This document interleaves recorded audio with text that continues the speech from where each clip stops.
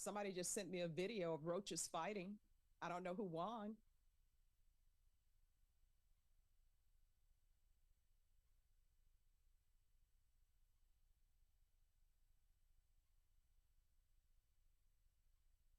Sir, you're charged with especially aggravated kidnapping. You're also charged with aggravated assault, and you're charged with theft of a firearm worth less than $2,500. You're talking about stuff that is not relevant.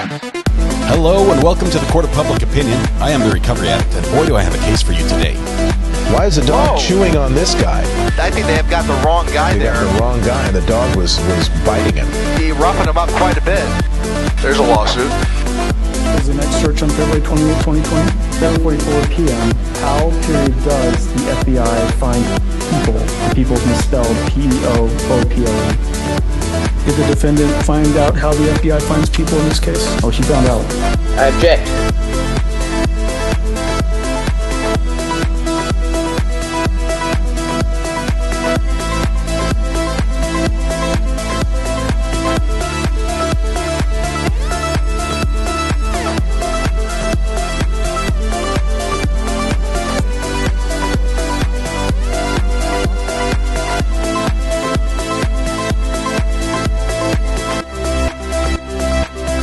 All right. We're ready. Good morning. Welcome to the Court of Public Opinion. I completely messed up the intro this morning. I was just pushing all sorts of buttons, just seeing what they did. I am super excited for the delivery I expect to get today, but it does require a signature. So if I have to jump up and run and sign for the package, you'll know why. But I got 59 more buttons for my desk today, and that's just what I need. It's 59 more buttons. Good morning. Happy Friday Eve. Welcome. It's good to have y'all here with us. Let's see. Where's my chat? I knew I was forgetting something. Let's see. Live chat. Let's go full screen. There we go. We'd like to welcome sample user. Welcome sample user here every day. First thing. No, actually, first person today was Golden Girl. Golden Girl is a repeat offender. She had a period of law abidingness. What do you call that when you're good for a while? She had a period of law abidingness. Now she's back to offending. It's been, I think there was one a week or two ago. You won the internet, and then there was a long stint in the middle where you didn't win the internet. You were not first at all, but you're back to your old ways, Golden Girl. Congratulations, first in chat. We're going to sentence you with internet ownership as a punishment for that. And you're responsible for everything IP-related worldwide. Make it happen, and you can do it. You did great before, but we are adding this to your record. We're going to break for lunch soon, but not that soon. Macy Pants, 12 months and 11 days. Yay, I have a weekend withdrawals when I'm not with this wonderful group. Macy Pants, thank you very much for 12 months. It's been a wonderful, wonderful year. 12 months and 11 days, but who's counting? What's 11 days between friends? Thank you very much. I appreciate that. Let's see. We are brace yourselves. It's a full moon today, says Carrie Bear. It's a big day. It's a big day for Tyrone as the case that he has argued pro se in his own defense.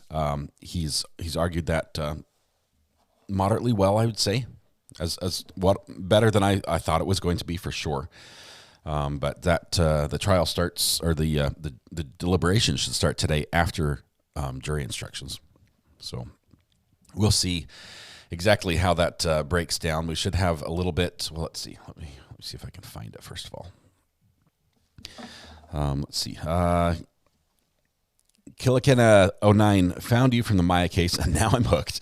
Wonderful. It's great to have you here. Thanks for the 2 months of support as well. It's great to be here with you for those 2 months, and look forward to many, many more. Thank you so much. Oh, wow. The messages are flying in right now. We've also got, let's see, Brittany Knight. Welcome to the gallery. A brand new member. Make sure you take a seat by typing !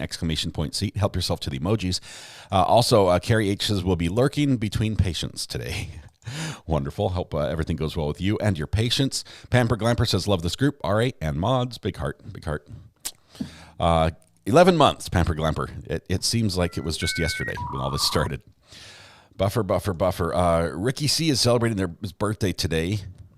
Happiest of birthdays to everyone who is celebrating their birthday. So just Ricky And Jennifer Crumbly trial has already started. It has. We are going to have to do catch up on that one because we're stuck with this one until it ends. I'm not stuck, but we like to stick with a trial until it ends so we can get resolution. It's like back, taking it easy. It's like listening to your favorite song on the radio and turning it off by right before the last chorus. You just can't do that. We have to get to the end of the trial. All right. I'm fat and happy this morning. I had went to Hardee's and grabbed myself some myself and Mrs. R.A. some biscuits and sausage biscuits and gravy. It was biscuits and gravy, delicious. I don't know what it was. It was food, and I ate it, and it was really good. So thank you, Hardee's, for the wonderful breakfast. Joyful comes in with the mug full of happiness and a super sticker. Thank you very much, Joyful. Appreciate the super sticker. Great way to start the day. Let's see. I need to get my mod chat up and running so Amber doesn't yell at me. Just 1 second. We get that. Okay. There we go. No, Amber, I know you wouldn't yell at me, but I'm just saying. I know sometimes you want to reach me, and if I'm not reachable, it can get frustrating. Oh, did I just add someone as a moderator? I may have. My apologies. If you're a brand new mod, it was an accident. We'll take it away soon. I clicked on something I shouldn't have. No, I don't think I added a moderator. Let's see. It's my birthday. It's my daughter's birthday, 16th. Her name is Harley Louise. Is it Harley Louise? That's what I'm going to go with right now. So we have Ricky and Harley Louise. Somebody just sent me a video of roaches fighting. I don't know who won.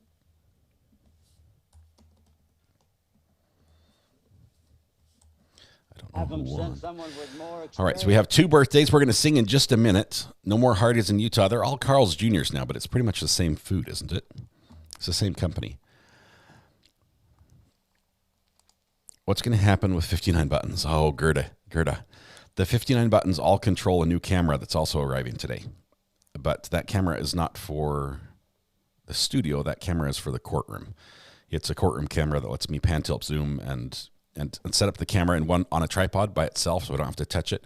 And I can control the focus, the iris, the lighting, the shading, the zoom, everything remotely. So I could just click a button. It could jump around to different people in different positions. All right. Did I get my milkshake yesterday?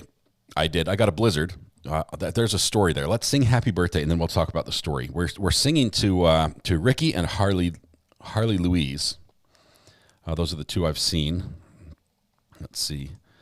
Your mom's birthday was yesterday, and it wasn't enough time to get it. Angelique, we can add her to the list. What's her name?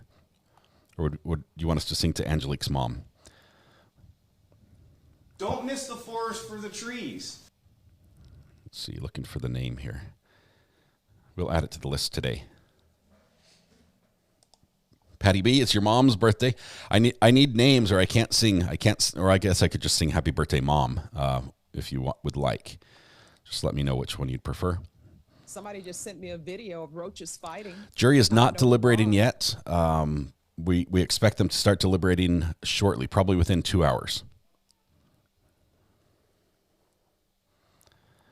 Voices at the ready, everyone. Mike W., thank you for organizing your section. Appreciate you being a group leader like that. I expect a lot from you guys today.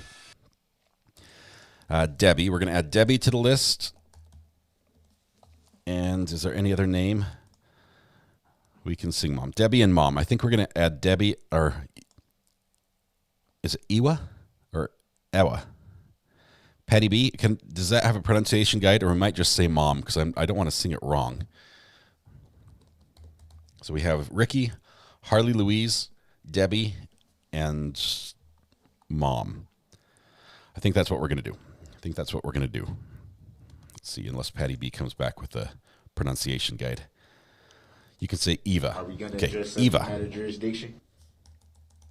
The W is the W is a single V. Is that what it is? So Ricky, Harley Louise, Debbie, and Eva. I say those not so I remember, but so you guys get them in the right order, because it's time to sing. Here we go. Warm up. La la la la la la la.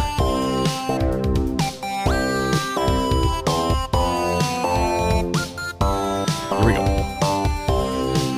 Happy birthday to you. Happy birthday to you. Happy birthday, Ricky, Harley, Louise, Debbie, and Eva. Happy birthday to you. I realize a couple of you had birthdays yesterday, but we're celebrating today, so hopefully you can celebrate your birthday with us today as well. Let's see, Susan, your son's birthday. Susan, happy birthday to your son. That is wonderful. Hope he has a wonderful birthday as well. Lots of happy birthday wishes in chat to everybody with birthdays. The Congo line's going there in the back. Everyone, join in as we go around the room. This is the only exercise I'm going to get all day is dancing in the Congo line.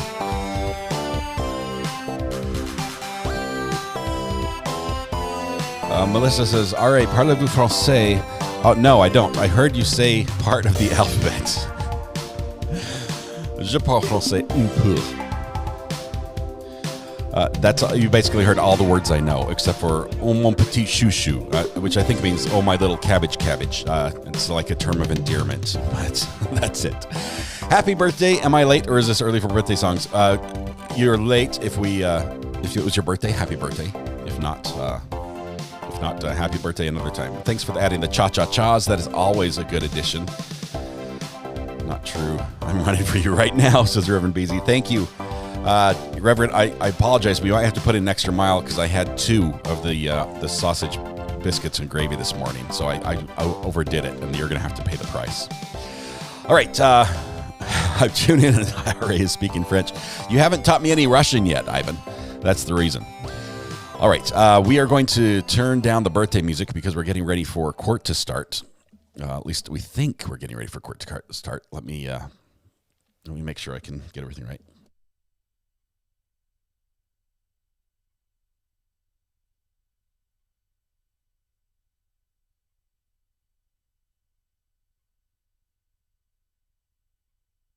I just let out a sigh like the judge. I was muted, so you didn't hear it, but it was a bear-sized sigh.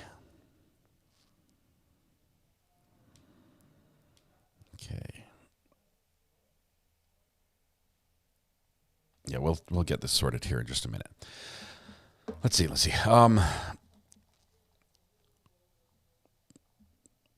I don't know, Melissa. Are in chat. Je t'aime de tout mon cœur. Did I just say something bad, Melissa? I don't know what that means. I love the. I don't know. I think je t'aime means I love.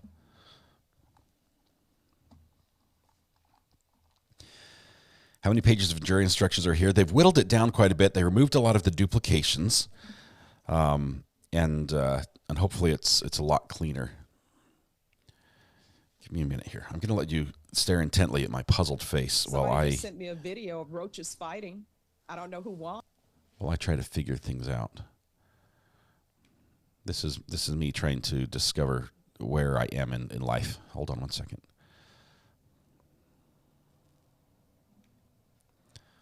Waiting. Have them send someone with more experience. If you can find somebody who's willing to do this, I'm interested in speaking to them. We need someone with more experience for sure. I'm not a camel. When are we going to break for lunch, Judge? When will we break for lunch? Let me go back and try this method. Squirrel. Oh, that's it. I think I lost my network connection. That was why. It's up. It's up and running now. So I think we're getting there.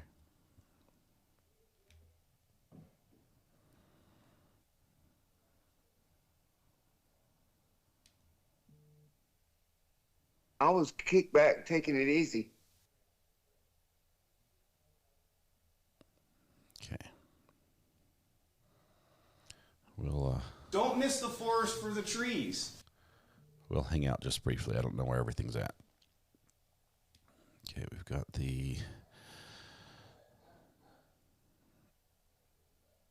looking for Crumbly. Okay, we've got that one. We've got Crumbly happening. Hang on one second. Let me turn that off. That has to be over there. Somebody just sent me a video of roaches fighting. I don't know who won.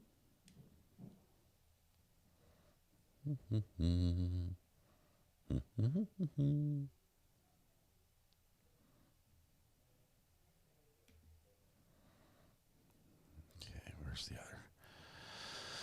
There's a lawsuit. Oh, okay. Life is good. Life is good. Here we go. I've got it figured out. All right. What do you guys do today? That's all I did. Okay, we've got, let me make sure we have audio. Audio when that starts, we will be set to go. Turn that one off, reset that. I was going to tell you my story about the blizzard. Let me do that. Let me take a chance to do this before trial starts. I went to Dairy Queen to get a blizzard, and this was sort of funny because there were two cars that pulled into Dairy Queen simultaneously. We were almost like racing to Dairy Queen. There was my beat up little Nissan, and then there was a really nice new white pickup truck, big quad cab, all the bells and whistles, chrome, you name it. It was nice. And so we're sort of racing, and I pull into a park, and we're not like making eye contact because it's not like an actual race. He's in front of me, but we both know we're going to Dairy Queen at the same time. We've taken the same turns. We're turning into the parking lot. And so it's sort of a race to the door, but it's unspoken. So you don't ever glance at them because that would be aggressive, right? And so I do the unspoken glance, and he beats me. Okay, I don't know how else to say this. I tried. I did my best. I was power walking. He beat me to the store. He got in first, so he was ahead of me in line. That's all we were jockeying over was position in line. And at that point, I realized it's a very good friend of mine, a very good friend who I see on a regular basis, multiple times a week. A great friend, and I had no idea he had this amazing truck. And so there we are in the lobby, and we're talking, and suddenly it doesn't matter that I lost because it was to my friend, and it was all good. And we're sitting there, and we're waiting, and there's like nothing happening in the lobby. We can hear some pots and pans and things banging around back there, and I'm waiting. Finally, a lady comes out. She's like, "Hon, what can I get for you?" And she says that to my friend, and he orders almost the exact same thing as me. He was there just to get a large blizzard. And then she turns to me and she's like, "Hon, what do you want?" And I said, "Oh, we're separate. That's all right, but I don't want him to pay for my meal. But I'll have a blizzard." She's like, "Well, you want one, right?" I'm like, "Yeah." I'm like, "So we each pay for our stuff." And she's like, "Well, there's only two of us here." I'm like, "Excuse me?" She's like, "There's only two employees here. That's it." I'm like, "Oh, okay." And while we're standing there, like people are coming up, like pulling up in the drive-through, and we can hear over like a little speaker, and they're like, "Hello? Are you guys open?" And they're just not answering. It's like, there's only two employees. We're not cooking food today because there's not enough people here. The store's open. You can come in and order, but we won't make you anything. So apparently Dairy Queen is hiring. They did make the blizzards. They were delicious. I had an Oreo blizzard because I couldn't decide. The spur of the moment, there were so many choices. I went with the Old Faithful, and it worked. And anyway, so that's my story. It wasn't very interesting, but that's what happened. And the blizzard was tasty. It was really good. I ate it in front of my son, and my friend, he got his with 2 spoons because he had his son in his truck. So it was very funny. All right. We have not begun court yet. We're still waiting. We're still waiting and waiting. Should be starting right now, but nothing yet. Let's see. The phone is ringing off the hook. I'm not sure who this is. Hold on one second. Call from Matt. Hello, Matt. This is RA. What's on your mind this morning? Hey, RA, how you doing? I'm doing well. I've been following you since the Maya trial and really like your channel. Wonderful. I just wanted to give you some advice on Rush Limbaugh had the EIB network. You need to set up the EIC network, expert in commentary, and get you a silver mic. I'll have to consider that. Obviously, we're not nearly as political as Rush's show, but maybe that's the future. Well, that's for why us. That's why I said commentary instead of the other word. Going political. Matt, thank you. Yeah, that's I appreciate the kind sir. words. I'm glad you found us. I'm glad we found each other. Hopefully, we can continue to deliver the content you fell in love with then and are here for today. So, as somebody 60 years old watching your channel, young, it's 60 really years young. Really dismaying to see our court system operate the way it is here lately. The behavior of the lawyers and the judges not wanting to put their foot down on things is really dismaying. Yeah. Matt, I appreciate that. Thanks for the kind words. Hopefully today we'll get some of that faith in our judicial system restored. But appreciate you being with us. I really hope they find him not guilty. Appreciate it. Awesome. Thank you so much. We'll see you. Thanks to Matt for that. Before court starts, because it has not yet, let me jump over really quickly to camera 3. You guys asked for a couple numbers. You asked for the starting number. The top number on the screen that you see there is the starting number that J. Hatch owed when the judge entered the order. The middle number is how much interest is accrued, and the bottom number is the total, the new math. So A plus B should equal C on this page. It's now only updating once a second instead of 10 times a second, so it's not quite as flashy, but you can see it's roughly 69 cents a second or something like that, 6 plus cents a second. All right. That said, we are, yes, we will be, I believe we are going over to the Crumbly trial after this trial is over, and we're going to play catch up. So I realize they've started already. That's all right. We're going to catch up. They're not going to end without us. We'll be able to catch up, skip some breaks, skip some of the delays, and just like jump up, get back up to where they are in real life. Let's see. Tell everyone about Ty's phone call. Ty called us yesterday. I did not take the call. He left a message for me. I did explain on that one that I'm very much against speaking to a defendant during a trial. The fact that it's a pro se defendant in my case is more reason not to speak to him during a trial. I'm very anxious. I would love to speak to Ty after the trial, and I believe he will be acquitted, so I believe we will have that opportunity. But I would love to speak to him after the trial. I'm just concerned for a couple things. I would not want to do anything that would cause a problem for the court or for Tyrone. If I get involved and what I'm saying, because I do make commentary on the judge and on the characters in the courtroom, I don't want that to become part of court. Okay, it has become part of court before, and not by my choosing, and sometimes that's unavoidable. But I don't want to do anything that would inject me into the court system in that way. So I would not want to speak to somebody.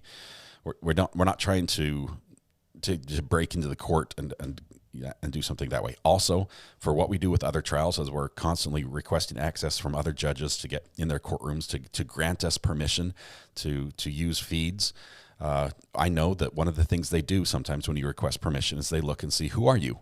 Because your name doesn't sound like one of the big 3-letter news agencies that normally request it, and they'll dig into our background. And if they pull up a video that shows that during a trial I was speaking with a defendant and either giving advice or commentary directly to a defendant or participant in the trial, they might look narrowly on that, and that could be a very bad thing for us in the future. So we've elected not to do anything on that front until after the trial.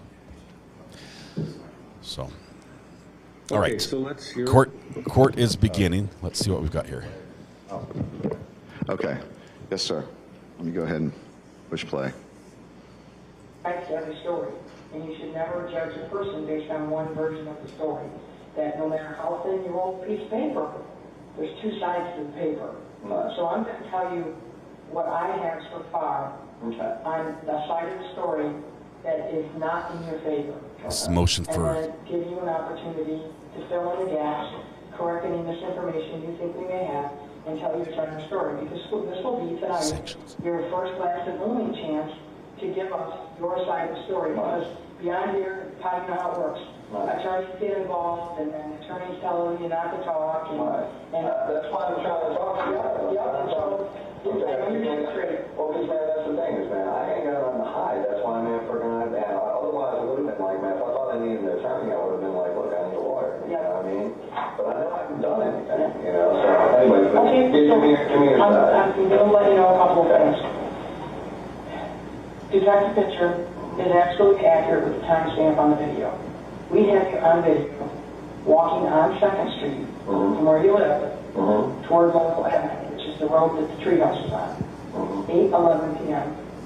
At 8:15 p.m., the first call comes into 911 telling our dispatchers that a guy has been stabbed. You guys hang on. I'll explain this. In a pool of blood. Just hear me out. So you have 4 minutes from where you're at to where this thing happened. Now, the really disconcerting part of all of this is at 8:19, 4 minutes after we have a report of a man being killed, we have you and Rory on video walking back from the treehouse toward... That's got to be impossible, though. Because, okay, you know, like I said, man, I wish I could try this, because, man, again, man, go back and check the times on video. Because that had to be somewhere around the same time. Had to be. You know what I'm saying? Because, man, this is for prosecutorial misconduct. Police lights and stuff like that. It was not long Just wait. after we went and got cigarettes. So, man, how could I be, man, Tom's on buying cigarettes while I'm supposed to go over there to CVS? You know what I'm saying? Now, I do, like I told him, man, I have a vague memory of, man, walking through the drive-through to CVS. Okay. You know, so, man, I may have gone there earlier, man, I could see that. You know, but I know I didn't go there later. I know I didn't go there later, but man, I may have gone there earlier. But I mean, literally check the video, man. Okay. Now, I'm going to tell you some other things that you'll take a picture and share with you. Here it is. That I'm going to share with you. That's on our side of the story. Okay. In the walk from Laurel Avenue on 2nd Street to where you live, we found in lot 72 a knife. Okay. Okay, on that knife is blood, and on the handle of that blood, latent DNA. That's going to the lab. Okay, and a little further up the road, in the back of the boat, parked alongside 2nd Street, is a mask. And the mask has a very weird, spooky, scary face on it, but it's also made out of foam, and on the front of the mask are 3 blood smears. And the mask has a really nice elastic band that goes around the back of the head, and a nice foam pad in the front. It's loaded with DNA. Okay? Now, all that stuff's going to go to the lab. Cool. Okay? I'm confident. Okay. Totally got it. You know? And we have wounds on our victim that are consistent with the knife that was found in lot 72. So what we're trying to listen to the story and the details of the story are not stacking up in your favor. Well, I'm just saying, all that stuff that you just told me, test all you want. Okay. You're not going to find anything there for him, with my, with anything fine on it. You know, I mean, granted, if the mask came from the house, man, it might have a fingerprint on it, man. Who knows? I may have touched it. Same thing with the knife, man. I may have touched it. But I guarantee you, man, you ain't got no DNA, man, for no man on the inside of that mask. And there's no man for him. I've never grabbed a knife and did anything to anybody. So, man, I mean, straight up test away. Because, man, I'm confident, man, it'll evaluate. I'm going to explain this in just a second. I mean, the timestamp with the video. He's going to stop the play now. I mean, like I said, that one coaching.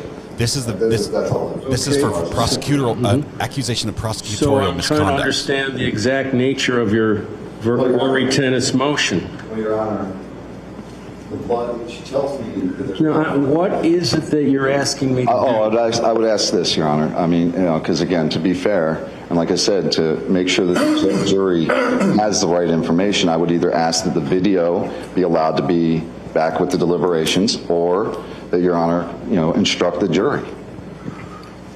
Okay, so I don't see a problem, but we'll hear what the state's... But there is no inconsistency here. What we argued is genuine. We argued that he wouldn't know it's Matt Bonnett's blood on the knife. They simply identified the evidence that they have. He deduced that it was Matt Bonnett's blood and told Paulo Belmonte. This video is not evidence. We haven't contradicted anything in evidence. We made argument. So I would submit to the court, there's nothing here to rule on other than nothing, really. Your Honor, if I might. No, they said this was their single most compelling piece of evidence, that there was no way I could have known. Okay, but stop. And yes, Get to the point that somehow or other they were misrepresenting the state of affairs because they knew that someone had told you that it was Matt Bonnet's blood and they intentionally misrepresented that? Is that what you're claiming? Yes, I am saying that. Well, that video doesn't establish that. Your Honor, I definitely could infer from what she just told me that was Matthew Bonnet's blood. If it's consistent with the knife wounds, if again they have blood on the knife, then it only stands to reason that it's Matthew Bonnet's blood. Again, they're purporting that conversation to be something that is totally evident that I had to be there. And they said there was no possible way for me to know. Well, yes, there is. Okay, thank you. I'm denying the motion. I find that the information conveyed to the defendant during the Penny Phelps interview is not inconsistent with the state's argument. There was mention of blood found. It was, in fact, I believe there was indication it was going to be sent for testing, but it was never told to you, oh, that's Matt Bonnet, that's Matt's blood. They said there was not. So anyway, Mr. Tucker, I've made my decision. I recollect that, can we... No, sir, I'm not going to argue any further. I've heard your motion. I've made my decision. I allowed you to, when the state objected during closings, you're right, they can't use something as a sword and a shield. That didn't come in because of the interview, the statement, because it's a prior consistent statement, basically, that's inadmissible. But when they objected and you started to talk about this particular interview, I overruled the objection and said that you could mention that you were at the station for a long period of time and questioned about the event. So I allowed you to make some explanation. I didn't allow you to go into what was said. But yes, sir, you haven't. I'm not trying to argue with you. Well, that's what you're doing. If you had a question about my ruling, that's fine. But I do, Your Honor. Okay. I'm not trying to argue. Wilson, what's your question? Your Honor, yes, I know that Your Honor overruled their objection. Right. You did establish that I could talk about being at the station. I could not talk about what the hearsay would have been if what I was told. And I really do think, Your Honor, it is very, very, misleading to the jury to allow them to go back there and deliberate on something that could cost me my life based on, information that, again, they're not being provided the entire amount of information concerning what the major part of their case is. Okay, I understand your position. I've denied the Ori Tennis motion for finding no violation, allowed the video to be played in the record, allowed the Ori Tennis motion, heard substantial argument, made a decision, provided rationale to support the decision. Understand you disagree with it. Understand you've preserved the issue should it become necessary, but in any event. I'll go ahead and take the video off of there, yeah. Okay. I don't mind.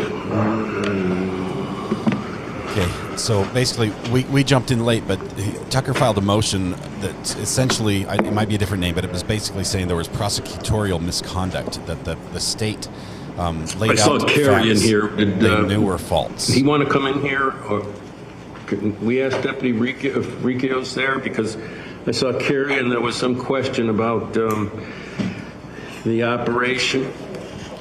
The comments in question, they were made both by Mansfield and by David. Mansfield said that that's the best evidence is because he knew that there's Matt's blood on the knife. There's the horse again. And David, when he got up and did the second part of the closing, he stood up and he said that there is no other way for the defendant to know whose blood would be on the knife. And so Tucker played that tape. To show that this is where he found out he wanted to check about the bloody knife. They said, we've got this knife covered with blood, and the wounds on the victim are consistent with that knife. So he put the two together and told Paula that it was the victim's blood. Malfunctioning. It's unbelievable. I don't know. I'm going to go check with court administration while Carrie's doing this. I'll be right back. The judge is going to go check the AC. I think that was a smart motion. Clearly, he's been working with his lawyers on that one. That's an advanced move. Judge shot it down because the comments they may have inferred that, but clearly, according to the judge says that they never said it was his blood. They just said we found a bloody knife, and we have a victim with stab wounds, and the wounds are consistent with the injuries on his back. And because they didn't say his blood is all over the knife, inference says it's Matt's blood. Yes, 100%. The state is asking us to infer much greater leaps in logic in their own case against Mr. Tucker than Mr. Tucker inferred about the blood on the knife. They're asking us to make that jump, yet the judge has ruled that he couldn't make that jump on the state's on that. Yeah, how could he come to any other conclusion? Yeah, they didn't say whose blood was on the knife. Yeah, they didn't use those words, but they literally told him about the bloody knife. They told him about the knife stabs on the victim. They told him that the wounds were consistent with that knife. It's not rocket science. This is a child's play. Connect the dots. So, good move. Preserved for appeal, as are so many other things. This judge is complaining about the AC. Once again, it's not working in the courtroom. He's going to go talk to the powers that be to try to get it working, because apparently it's warm. Hey, Siri, what's the temperature in Key West, Florida right now? But they have a different name. It's currently 75 degrees in Key West, Florida. I imagine we'll be around. Okay. Butler Bailiff is taking an order from the judge. Do we have all the jurors present? Your Honor, the only remaining, I guess, issue is the unbolded 3.10. It's really up to the defendant and the court. I just did it in... Well, it's fine. It's with me. We mentioned the... No, as long as it's the same document. Yeah, it's the same one here. Yeah. Same document. Which number is it? 3.10. Yes. And it was copied yesterday. It was bolded. I just unbolded it. Well...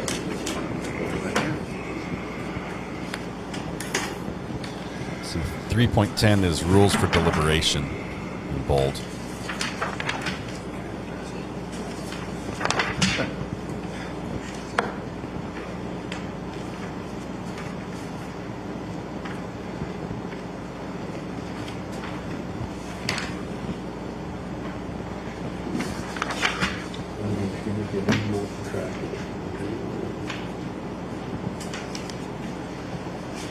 You know what would be really interesting about this? In this particular case, I wonder if the jury members are going to talk to the public afterwards. They have the right to not talk to the public.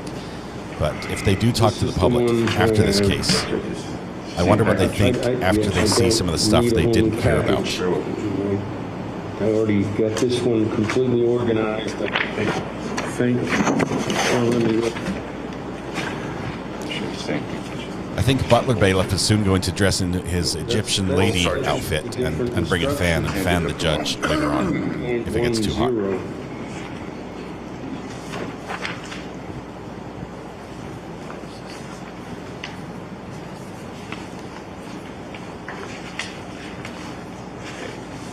I apologize. Haley's comment, I'm going to say yes on this, but it's actually a more in-depth question. Okay. Different states have different rules. Depending on the sentence, it's handled differently. Type of the other instructions, so I'll substitute the one that's darker for the one that's lighter. It says the same thing. Thank you. Let's bring the jury in, please.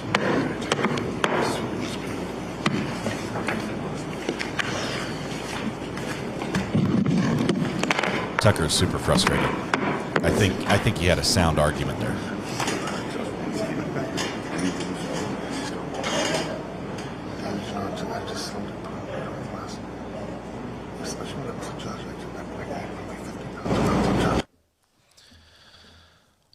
Let's see. I pay so much money to see that Egyptian fan Butler Bailiff. You know what's going to happen. If it gets any hotter, that bailiff's going to be standing there holding a fan.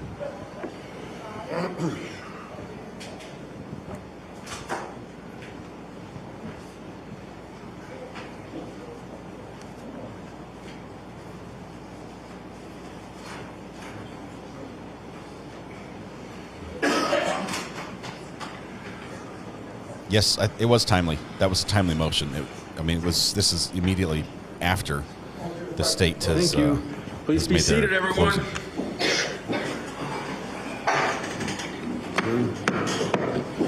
Good morning.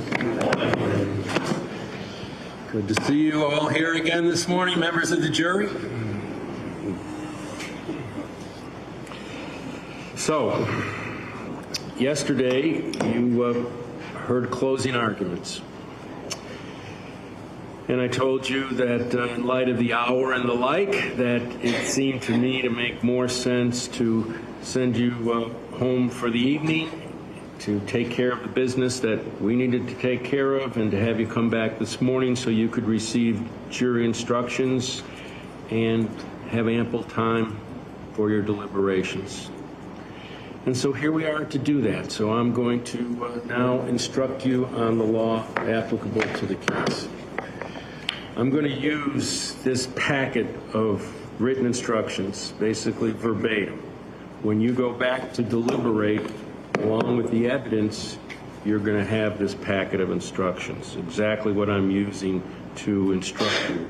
So you'll have both the verbal instructions and the written package. Members of the jury, I thank you for your attention during this trial. Please pay attention to the instructions I'm about to give you. Franklin Tyrone Tucker has the right to be represented by an attorney or to represent himself in this trial, as do all criminal defendants in this country. He has exercised his constitutional right to act as his own attorney. This decision should not affect your consideration of this case. Franklin Tyrone Tucker, the defendant in this case, has been accused of the crime of first-degree felony murder, robbery with a deadly weapon while masked, aggravated assault while masked, and battery while masked. If the defendant helped another person or persons attempt to commit a crime, the defendant is a principal and must be treated as if he had done all the things the other person or persons did if the state proved beyond a reasonable doubt, number one, the defendant intended the crime to occur, and number two, the defendant did some act or said something that was intended to and that did incite, cause, encourage, assist, or advise the other person or persons to actually commit or attempt to commit the crime. To be a principal, the defendant does not have to be present when the crime is committed or attempted. For first-degree felony murder and second-degree murder, it is not necessary for the state to prove the defendant intended the death of Matthew Reed Bonnet. It is not necessary for a principal to know every detail of how a first-degree felony murder, second-degree murder, robbery, aggravated assault, or battery will be committed, as long as the principal intended the first-degree felony murder, second-degree murder, robbery, aggravated assault, battery to occur, and did some act or said something that was intended to help and did help the first-degree felony murder, second-degree murder, robbery, aggravated assault, battery to occur. To be found guilty of a first-degree felony murder, second-degree murder, robbery, aggravated assault, battery, as a principle, it is not necessary for the state to prove a defendant knew another participant of the first-degree felony murder, second-degree murder, robbery, aggravated assault, or battery while armed. Franklin Tyrone Tucker is accused of first-degree felony murder in count 1 of the indictment. First-degree murder includes the lesser crimes of second-degree murder, manslaughter, all of which are unlawful. However, a killing that was excusable or that was committed by the justifiable use of deadly force is lawful. If you find Matthew Reed Bonnet was killed by Franklin Tyrone Tucker, you will then consider the circumstances surrounding the killing in deciding if the killing was first-degree felony murder or second-degree murder, or whether the killing was excusable or resulted from justifiable use of deadly force. The killing of a human being is justifiable homicide and lawful if necessarily done while resisting an attempt to murder or commit a felony upon the defendant, or to commit a felony in any dwelling house in which the defendant was at the time of the killing. The killing of a human being is excusable and therefore lawful under any one of the following three circumstances. Number one, when the killing is committed by accident and misfortune, in doing any lawful act by lawful means with usual ordinary caution and without any unlawful intent, or when the killing occurs by accident and in misfortune in the heat of passion upon any sudden and sufficient provocation, or when the killing is committed by accident and misfortune resulting from a sudden combat, if a dangerous weapon is not used and the killing is not done in a cruel or unusual manner. A dangerous weapon is any object that will likely cause death or great bodily harm if used in the ordinary and usual manner contemplated by its design and construction. An object not designed to inflict bodily harm may nonetheless be a dangerous weapon if it was used in a manner likely to cause death or great bodily harm. Great bodily harm means great as distinguished from slight, trivial, minor, or moderate harm, and as such does not include mere bruises. I now instruct you on the circumstances that must be proved before Franklin Tyrone Tucker may be found guilty of first-degree felony murder or any lesser included crime. To prove the crime of first-degree felony murder, the state must prove the following three elements beyond a reasonable doubt. Number one, Matthew Reed Bonnet is dead. Number two, while engaged in the commission of a robbery, Franklin Tyrone Tucker caused the death of Matthew Reed Bonnet. Number three, Tyrone Tucker was the person who actually killed Matthew Reed Bonnet, or Matthew Reed Bonnet was killed by a person other than Franklin Tyrone Tucker, but both Franklin Tyrone Tucker and the person who killed Matthew Reed Bonnet were principals in the commission of robbery. In order to convict the defendant of first-degree felony murder, it is not necessary for the state to prove that the defendant had a premeditated design or intent to kill. To prove the crime of robbery, the state must prove the following four elements beyond a reasonable doubt. Number one, Franklin Tyrone Tucker and or his accomplices took the money or backpack from the person or custody of Paula Belmont. Number two, force, violence, assault, or putting in fear was used in the course of the taking. Number three, the property taken was of some value. And number four, the taking was with the intent to permanently or temporarily deprive Paula Belmont of her right to the property or any benefit from it. An assault is an intentional and unlawful threat, either by word or act, to do violence to a victim, when it appears the person making the threat has the ability to carry out the threat and the act creates in the mind of that victim a well-founded fear that violence is about to take place. If the circumstances were such as to ordinarily induce fear in the mind of a reasonable person, then a victim may be found to have been in fear, and actual fear on the part of a victim need not be shown. The taking must be by the use of force or violence so as to overcome the resistance of a person, or by putting a person in fear so that he or she does not resist. The law does not require the force, violence, assault, or putting in fear to be exerted against the victim from whom the property was taken if the force, violence, assault, or putting in fear was exerted against another in the course of the taking. The law does not require that a victim of robbery resist in any particular extent, to any particular extent, or that a victim offer any actual physical resistance if the circumstances are such that a victim is placed in fear of death or great bodily harm if he or she does resist. But unless prevented by fear, there must be some resistance to make the taking one done by force or violence. In order for a taking by force, violence, or putting in fear to be robbery, it is not necessary that the taking be from the person of a victim. It is sufficient if the property taken is under the custody of a victim so that it cannot be taken without the use of force, violence, or intimidation directed against the victim.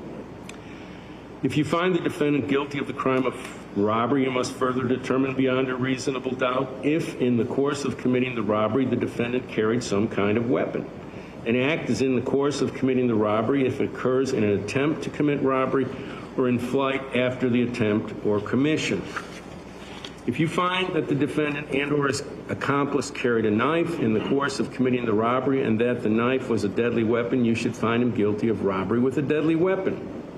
Great bodily harm means great is distinguished from slight, trivial, minor, or moderate harm, and as such does not include mere bruises. If you find that the defendant carried a weapon that was not a firearm or a deadly weapon in the course of committing the robbery, you should find him guilty of robbery with a weapon. A weapon is any object other than a firearm that will likely cause bodily harm if used in the ordinary and usual manner contemplated by its design and construction. An object not designed to inflict bodily harm may be a weapon if it was used or threatened to be used or intended to be used in a manner likely to cause bodily harm. Counts 1 and 2 are linked in that the crime charged in count 2, robbery, is an essential element of the crime charged in count 1 of the indictment, first-degree felony murder. You should first consider the evidence applicable to count 2. If you find the crime in count 2 has not been proven beyond a reasonable doubt, you must find the defendant not guilty on both counts 1 and 2. If, on the other hand, you find that the crime charged in count 2 has been proven beyond a reasonable doubt, you must then consider the evidence applicable to count 1. A guilty verdict on count 2 does not require a guilty verdict on count 1. You should find the defendant guilty on count 1 only if you find all the elements of that crime, including the essential elements contained in count 2, were proven beyond a reasonable doubt. In considering the evidence, you should consider the possibility that although the evidence may not convince you that the defendant committed the main crimes of which he is accused, there may be evidence that he committed other acts that would constitute a lesser included crime. Therefore, if you decide that the main accusation has not been proved beyond a reasonable doubt, you will next need to decide if the defendant is guilty of any lesser included crime. The lesser crime indicated in the definition of first-degree felony murder is second-degree murder. To prove the crime of second-degree murder, the state must prove the following 3 elements beyond a reasonable doubt. Number 1, Matthew Reed Bonnet is dead. Number 2, the death was caused by the criminal act of Franklin Tyrone Tucker. Number 3, there was an unlawful killing of Matthew Reed Bonnet by an act eminently dangerous to another and demonstrating a depraved mind without regard for human life. An act includes a series of related actions arising from and performed pursuant to a single design or purpose. An act is eminently dangerous to another and demonstrating a depraved mind if it is an act or series of acts that, number 1, a person of ordinary judgment would know is reasonably certain to kill or do serious bodily injury to another, and number 2, is done from ill will, hatred, spite, or an evil intent, and number 3, is of such a nature that the act itself indicates an indifference to human life. In order to convict of second-degree murder, it is not necessary for the state to prove the defendant had an intent to cause death. Excuse me.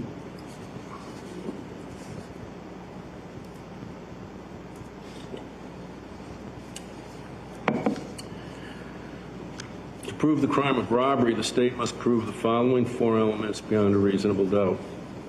Number 1, Franklin Tyrone Tucker and or his accomplices took the money or backpack from the person or custody of Paula Belmont. Number 2, force, violence, assault, or putting in fear was used in the course of the taking. Number 3, the property taken was of some value, and number 4, the taking was with the intent to permanently or temporarily deprive Paula Belmont of her right to the property or any benefit from it. An assault is an intentional and unlawful threat, either by word or act, to do violence to a victim when it appears the person making the threat has the ability to carry out the threat, and the act creates in the mind of that victim a well-founded fear that violence is about to take place. If the circumstances were such as to ordinarily induce fear in the mind of a reasonable person, then a victim may be found to have been in fear.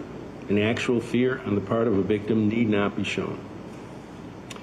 The taking must be by the use of force or violence so as to overcome the resistance of a person, or by putting a person in fear so that he or she does not resist.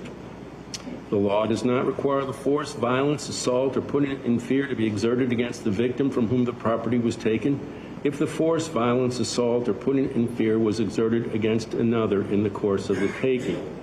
The law does not require that a victim of robbery resist to any particular extent or that a victim offer any actual physical resistance if the circumstances are such that a victim is placed in fear of death or great bodily harm if he or she does resist.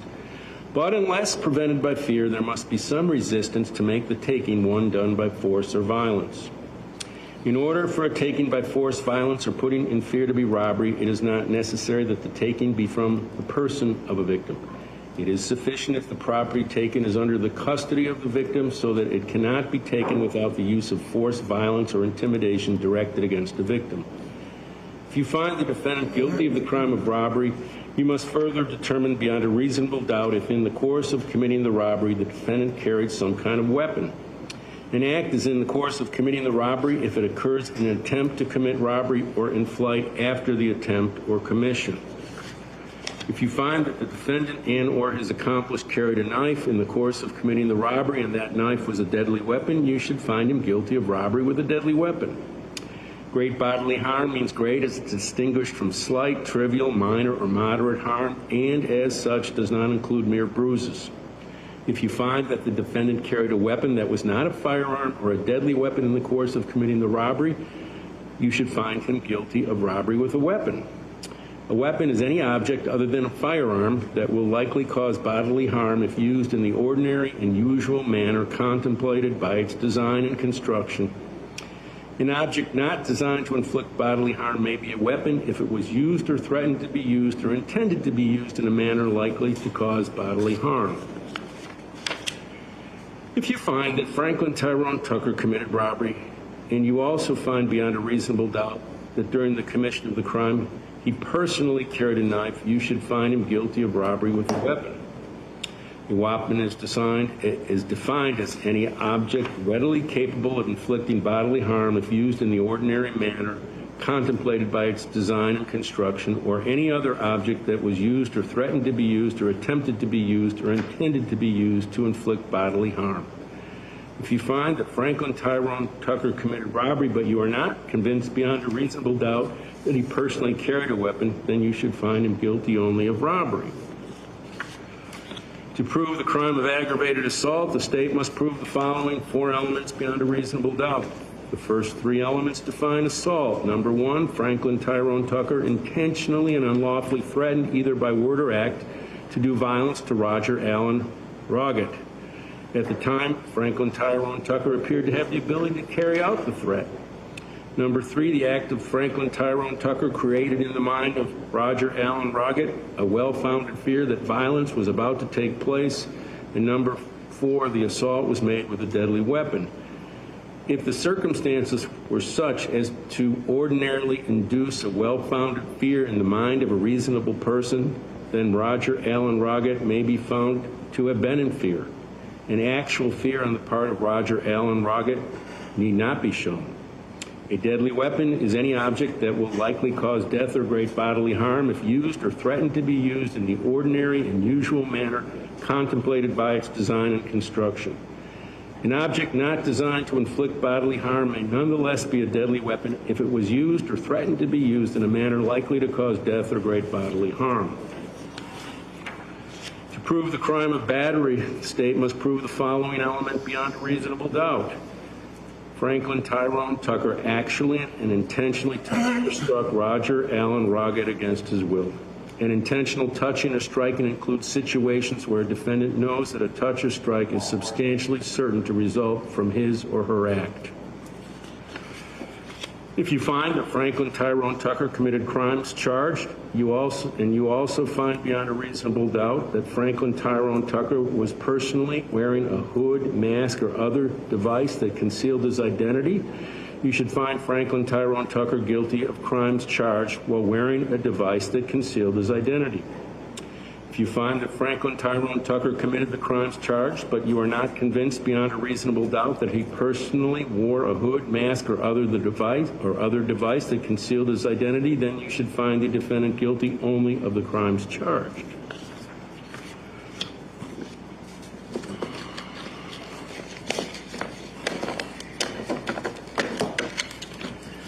The defendant has entered a plea of not guilty. This means you must presume or believe the defendant is innocent. The presumption stays with the defendant as to each material allegation in the indictment and information for each stage of the trial unless it has been overcome by the evidence to the exclusion of and beyond a reasonable doubt. To overcome the defendant's presumption of innocence, the state has the burden of proving the crime with which the defendant is charged with committed, and the defendant is the person who committed the crime.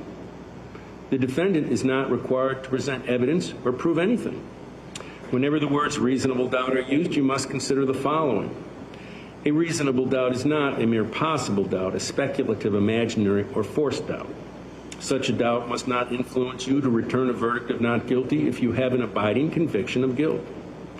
On the other hand, if after carefully considering, comparing, and weighing all the evidence, there is not an abiding conviction of guilt, or if having a conviction it is one which is not stable but one which wavers and vacillates, then the charge is not proved beyond every reasonable doubt, and you must find the defendant not guilty because the doubt is reasonable. It is to the evidence introduced in this trial and to it alone that you are to look for that proof. A reasonable doubt as to the guilt of the defendant may arise from the evidence, conflict in the evidence, or the lack of evidence. If you have a reasonable doubt, you should find the defendant not guilty. If you have no reasonable doubt, you should find the defendant guilty. It is up to you to decide what evidence is reliable. You should use your common sense in deciding which is the best evidence and which evidence should not be relied upon in considering your verdict. You may find some of the evidence not reliable or less reliable than other evidence. You should consider how the witnesses acted as well as what they said. Some things you should consider are, did the witness seem to have an opportunity to say and know the things about which the witness testified? Did the witness seem to have an accurate memory? Was the witness honest and straightforward in answering the attorney's questions? Did the witness have some interest in how the case should be decided? Does the witness's testimony agree with the other testimony and other evidence in the case? Has the witness been offered or received any money, preferred treatment, or other benefit in order to get the witness to testify? Did the witness at some other time make a statement that is inconsistent with the testimony he or she gave in court? Has the witness been convicted of a felony?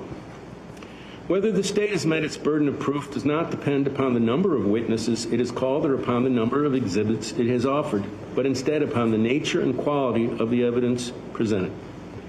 The fact that a witness is employed in law enforcement does not mean that his or her testimony deserves more or less consideration than that of any other witness. Expert witnesses are like other witnesses with one exception. The law permits an expert witness to give his or her opinion. However, an expert's opinion is reliable only when given on a subject about which you believe him or her to be an expert. Like other witnesses, you may believe or disbelieve all or any part of an expert's testimony. You must consider the testimony of some witnesses with more caution than others. For example, a witness who claims to have helped the defendant commit a crime may have a reason to make a false statement in order to strike a good bargain with the state. Hear that one again. This is particularly true when there is no other evidence tending to agree with what the witness says about the defendant. Loud and clear. So while a witness of that kind may be entirely truthful when testifying, you should consider his testimony with more caution than the testimony of other witnesses. However, if the testimony of such a witness convinces you beyond a reasonable doubt of the defendant's guilt, or the other evidence in the case does so, then you should find the defendant guilty. The defendant in this case has become a witness. You should apply the same rules to consideration of his testimony that you applied to the testimony of the other witnesses. It is entirely proper for a lawyer to talk to a witness about what testimony the witness would give if called to the courtroom. The witness should not be discredited by talking to a lawyer about his or her testimony. You may rely upon your own conclusion about the credibility of a witness. A juror may believe or disbelieve all or any part of the evidence or the testimony of any witness. These are some general rules that apply to your discussion. You must follow these rules in order to return a lawful verdict. You must follow the law as it is set out in these instructions. If you fail to follow the law, your verdict will be a miscarriage of justice. There is no reason for failing to follow the law in this case. All of us are depending upon you to make a wise and legal decision in this matter. This case must be decided only upon the evidence that you have heard from the testimony of the witnesses and have seen in the form of the exhibits and evidence in these instructions. This case must not be decided for or against anyone because you feel sorry for anyone or are angry at anyone. Remember, the lawyers are not on trial. Your feelings about them should not influence your decision in this case. Your duty is to determine if the defendant has been proven guilty or not in accordance with the law. It is the judge's job to determine a proper sentence if the defendant is found guilty. Whatever verdict you render must be unanimous. That is, each juror must agree to the same verdict. Your verdict should not be influenced by feelings of prejudice, bias, or sympathy. Your verdict must be based on the evidence and on the law contained in these instructions. Deciding the verdict is exclusively your job. I cannot participate in that decision in any way. Please disregard anything I may have said or done that made you think I preferred one verdict over another. You may find the defendant guilty as charged or guilty of such lesser included crimes as the evidence may justify or not guilty. If you return a verdict of guilty, it should be for the highest offense on the verdict form for each count that has been proven beyond a reasonable doubt. If you find that no offense has been proven beyond a reasonable doubt, then of course your verdict must be not guilty. The verdict must be unanimous. That is, all of you must agree to the same verdict. Only one verdict may be returned as to each crime charged. The verdict must be in writing, and for your convenience, the necessary verdict forms have been prepared for you. They are as follows. As I explained, the evidence goes back, the written instructions go back, and these verdict forms go back. And I'm going to go over them verbatim right now as part of my instructions. They're not complicated. You should find them quite self-explanatory, but again, to be thorough, I'm going to take a moment here to review them. There's 4 separate verdict forms appropriately labeled to correspond with each of the 4 counts. So I'm going to start with verdict count 1, and you can see in big bold letters, there it is, identified as verdict form for count 1. In the upper left corner is the date line. When the jury has reached its verdict, the foreperson should put today's date. That's when you reach your verdict, which is January 25th. 2024. The judge wants a verdict today. Right below the date line you should put today's is the date jurisdictional statement in the Circuit Court of the 16th Judicial Circuit in and for Monroe County, Florida Criminal Division. You will remember way back to jury qualifications, and we talked about everybody being a resident of the 16th Circuit, because in order to be a juror, you got to reside in a jurisdiction wherein the crimes were allegedly occurred and where the trial is taking place. So this tells us what the jurisdiction is. And then right below the jurisdictional information on the left is what we call the style of the case. State of Florida Plaintiff versus Franklin Tyrone Tucker Defendant, case number 2017 CF 841CK. You've heard me say that multiple times. That's the case style and the case number. And below that is the heading of the form, and then there's 3 choices here. If the jury's verdict is we, the jury, find the defendant guilty as charged in the indictment of the offense of first-degree felony murder, the foreperson puts a check mark in the line ahead of that verdict, and then you see down here in the lower right is an area that says, so say we all, a line, foreperson. That's where your foreperson signs and then dates the verdict form. If the jury's verdict as to count 1 is we, the jury, find the defendant guilty of a lesser included offense of second-degree murder, well, then the check mark goes on that line. And then once again, signed and dated by your foreperson. And as to count 1, if the jury's verdict is we, the jury, find the defendant not guilty, then the check mark goes on that line and once again signed and dated in the appropriate place. Don't screw this up. We've printed all the paper we have. Got a separate verdict form for count 2. This one's 2 pages. It's the same format, and I'm not, it's got the same information above the heading, and again, it's verdict count 2. So, if as to count 2, the jury's verdict is we, the jury, find the defendant guilty as charged in information of the offense of robbery. Then the line ahead of that verdict is checked. And then the jury considers the questions or interrogatories if it's guilty as to robbery. Obviously, if you don't find the defendant guilty of robbery, you don't go to these questions. But I'm going through the form in chronological order, not by any means suggesting what your decision will be, but only explaining it as it's presented here. So we see some instructions. If you find the defendant guilty of robbery, you must then answer the following questions. First question, in the course of committing the robbery, was Franklin Tyrone Tucker in possession of a deadly weapon? One of two answers, yes or no. Whatever the answer is, if you get to that part, that's where the check mark goes. Yes in front of yes, no in front of no. And you go on to the next question. In the course of committing the robbery, was Franklin Tyrone Tucker in possession of a weapon? If you get to this interrogatory, once again, yes or no, lines ahead of both choices. Whatever the decision is of the jury, that's where the check mark is placed. And then the final interrogatory on the second page, in the course of committing the robbery, was Franklin Tyrone Tucker wearing a mask?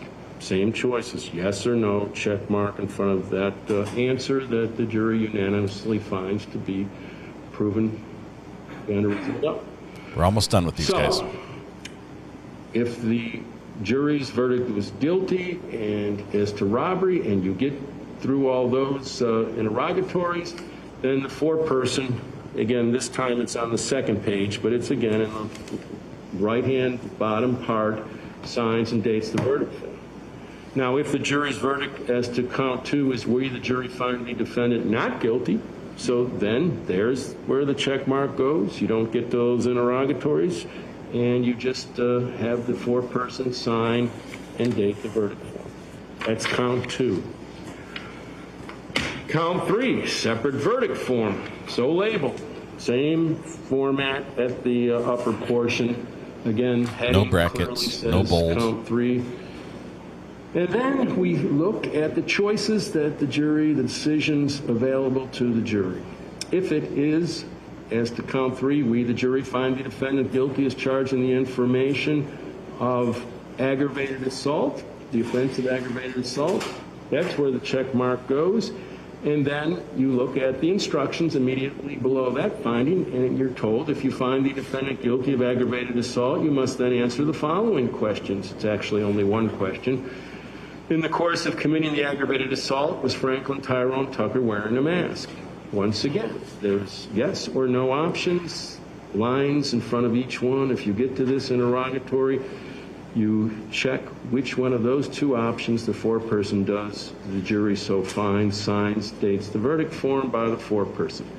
As to count 3, if the jury verdict is we, the jury, find the defendant not guilty, then the check mark goes in front of that verdict and signed and dated by the foreperson.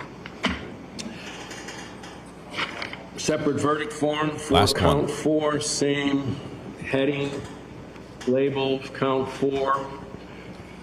If as to count 4, the jury's verdict is we, the jury, find the defendant guilty as charged in the information of the offense of battery, that's where the check mark goes. Ahead of that verdict, and then following the instructions, if you find the defendant guilty of battery, you must then answer the following question. In the course of committing the battery, was Franklin Tyrone Tucker wearing a mask? Yes or no? Check the line in front of the answer that you find if you get to this interrogatory.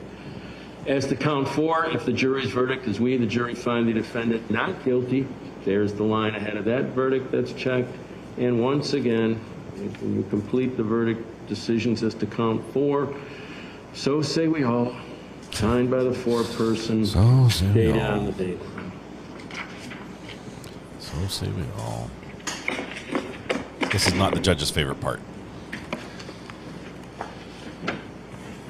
A separate crime is charged in each count of the indictment and information, and although they may have been tried together, each crime and the evidence applicable to it must be considered separately, and a separate verdict returned as to each. A finding of guilty or not guilty as to one crime must not affect your verdict as to the other crimes charged, except as explained in the instruction for legally interlocking counts. In just a few moments, you will be taken to the jury room by the bailiff. The first thing you should do is choose a foreperson who will preside over your deliberations.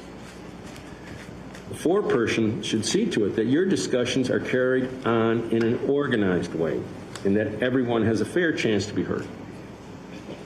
It is also the foreperson's job to sign and date the verdict forms when all of you agreed on a verdict and to bring the verdict forms back to the courtroom when you return. During deliberations, jurors must communicate about the case only with one another and only when all jurors are present in the jury room. If a juror goes to the restroom, the deliberation should stop until the juror returns. You are not to communicate with any person outside the jury about this case. Until you have reached a verdict, you must not talk about this case in person or through the telephone, writing, or electronic communication such as a blog, Twitter, email, text message, or any other means. Do not contact anyone to assist you during deliberations. These communication rules apply until I discharge you at the end of the case. If you become aware of any violation of these instructions or any other instruction I have given in this case, you must tell me by giving a note to the bailiff.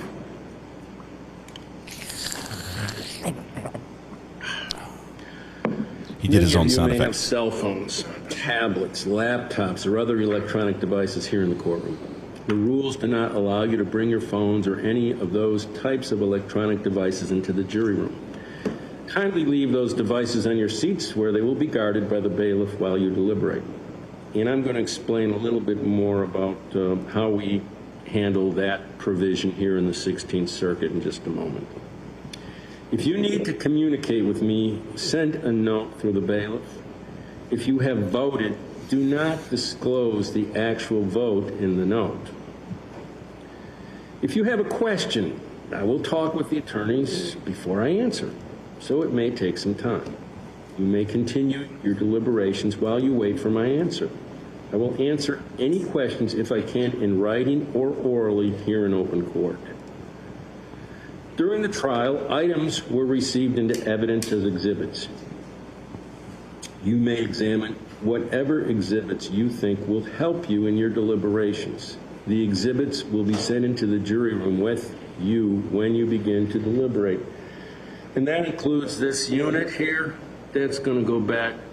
Its operation is fairly straightforward, so if you care to view any of the you get our one and only evidence, you'll be able to do so. Just don't break it. Don't break it.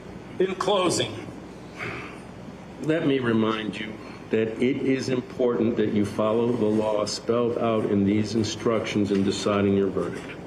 There are no other laws that apply to this case. Even if you do not like the laws that must be applied, you must use them. For more than 2 centuries, we have lived by the Constitution and the law. This is the anti-juror nullification has the right to violate rules clause. We all share. So I'm going to ask attorneys to approach the bench. And Mr. Tucker.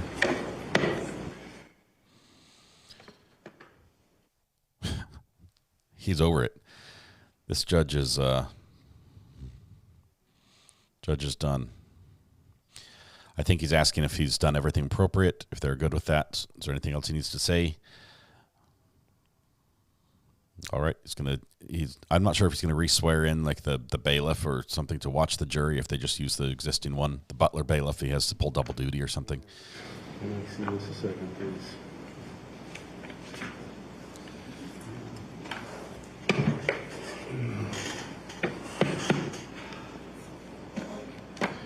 Remember back in jury selection when we talked about alternate jurors? And we heard from a couple of folks who served in alternate jurors, and I explained, I believe at that time, the importance of alternates and how I didn't relish by any means excusing alternate jurors because, as has been the case in this particular case, our alternates have been here throughout, just as attentive and patient and involved as the first 12, and now I have to excuse you because the first 12 jurors have been here throughout and are now ready to deliberate, and the law doesn't allow any more than 12. So one might ask, well, why were we here, Judge? I mean, goodness gracious, we've listened all this time. We'd like to share our thoughts now that we've spent all this time here. We'd like to hear what the others think, and you're denying me the opportunity. I understand that feeling entirely. All I can tell you is that more often than not, in trials, especially one of this duration with this number of jurors, things happen where one or more of the first 12 are unable to complete the case. If we don't have an alternate to sit in that very seat that's been vacated, we have a mistrial. And you already heard instructions about how a mistrial is a waste of time and inconvenience on the cost and all the above. So we try to avoid that by having alternates. In this case, we haven't needed them. So with my sincere thanks, I'm going to excuse Ms. Van Stry and Mr. Amsterdam. Thank you very much. I certainly appreciate your service and your involvement. So much for any anonymity to this point. So just a couple other things. I'm going to give those folks a moment to clear the jury room. Just give a few. Take your eggs home with you. Further explanations about some of those instructions. I mentioned about electronic devices. You've heard lots of instructions about the prohibition about electronic devices, and it makes sense. In terms of the prohibition against having access to the electronic devices, the personal devices, that's an administrative order from the Florida Supreme Court. That's not something that yours truly has concocted on his own. That comes from the Florida Supreme Court, and of course we honor their authority and their rules and regulations. But here, instead of having you leave whatever devices are on the seats there, we have what's called a lock box in the jury room. So you bring them in there, bailiff will be in there at that time, present whatever electronic devices you may have. Right before your very eyes, they're placed in the lock box, it's secure, and then they just disappear. There it sits. So I think that gives people a little bit more security and assurance that their devices aren't going to be compromised. Not that they would be. That box rings nonstop state of throughout mind. deliberation. They're right there, and when you're finished, they're there for you to repossess, to take again. So that's how we do that. You will be able to take your notepads with you now.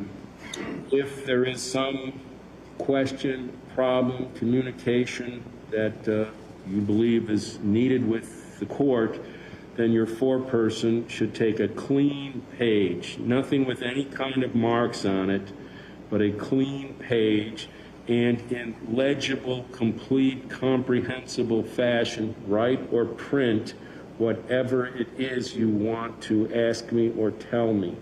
Judge Jones. Then, when it's complete, the foreperson should put his or her name, fold it in half, knock on the door, give it to the bailiff. The bailiff will alert me, give it to me. I'll look at it. I'll share it with everyone, the lawyers, and I will do my best after receiving input from them to provide an appropriate answer. So, the alternates gone. Ladies and gentlemen of the jury, you may now retire to consider your verdicts. Okay, so we have a verdict timer starting, even though they're not going to start until they're in that room together.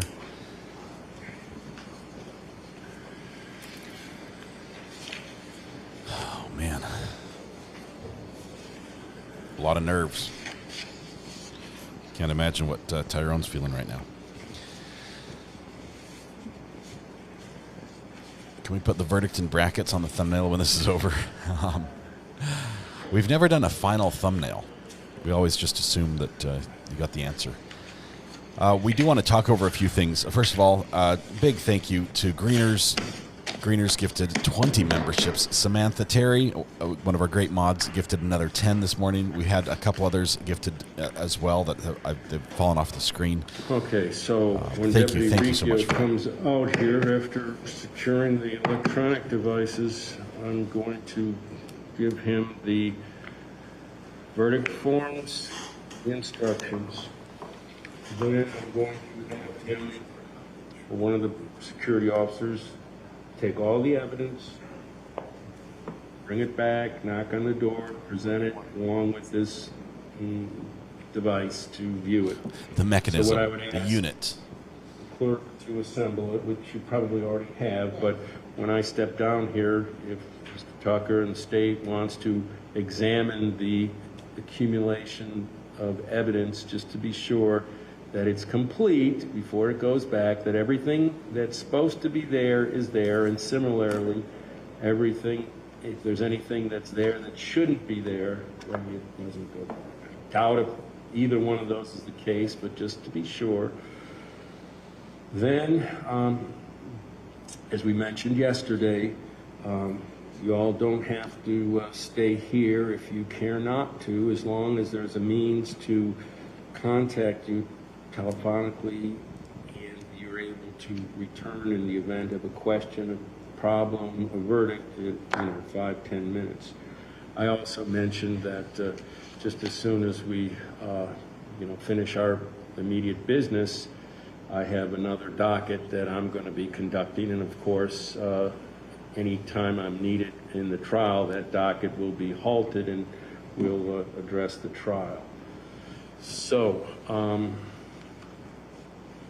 I wish we could watch his other docket stuff. I know we've got the Crumbly trial. We're not going to jump to the Crumbly trial until we have a verdict here, and then we're going to catch up on the Crumbly trial. The instructions and the verdict form, they can look at that too. Julie Weaver, thank you for gifting a membership as well. Thank you, my friend. The evidence to take back. So, at this point, that one went to Sassy Girl. All right, so we're in recess here. We're going to be in a holding pattern because the judge has other docket stuff to take care of. So I'm not sure how that's going to look. We'll keep this going here audio wise. So we'll keep monitoring what's happening. We're gonna telephonically. They were going to use a carrier pigeon, but they refused to fly in this oppressive heat in the Key West times right now. So we have to switch to telephone. All right.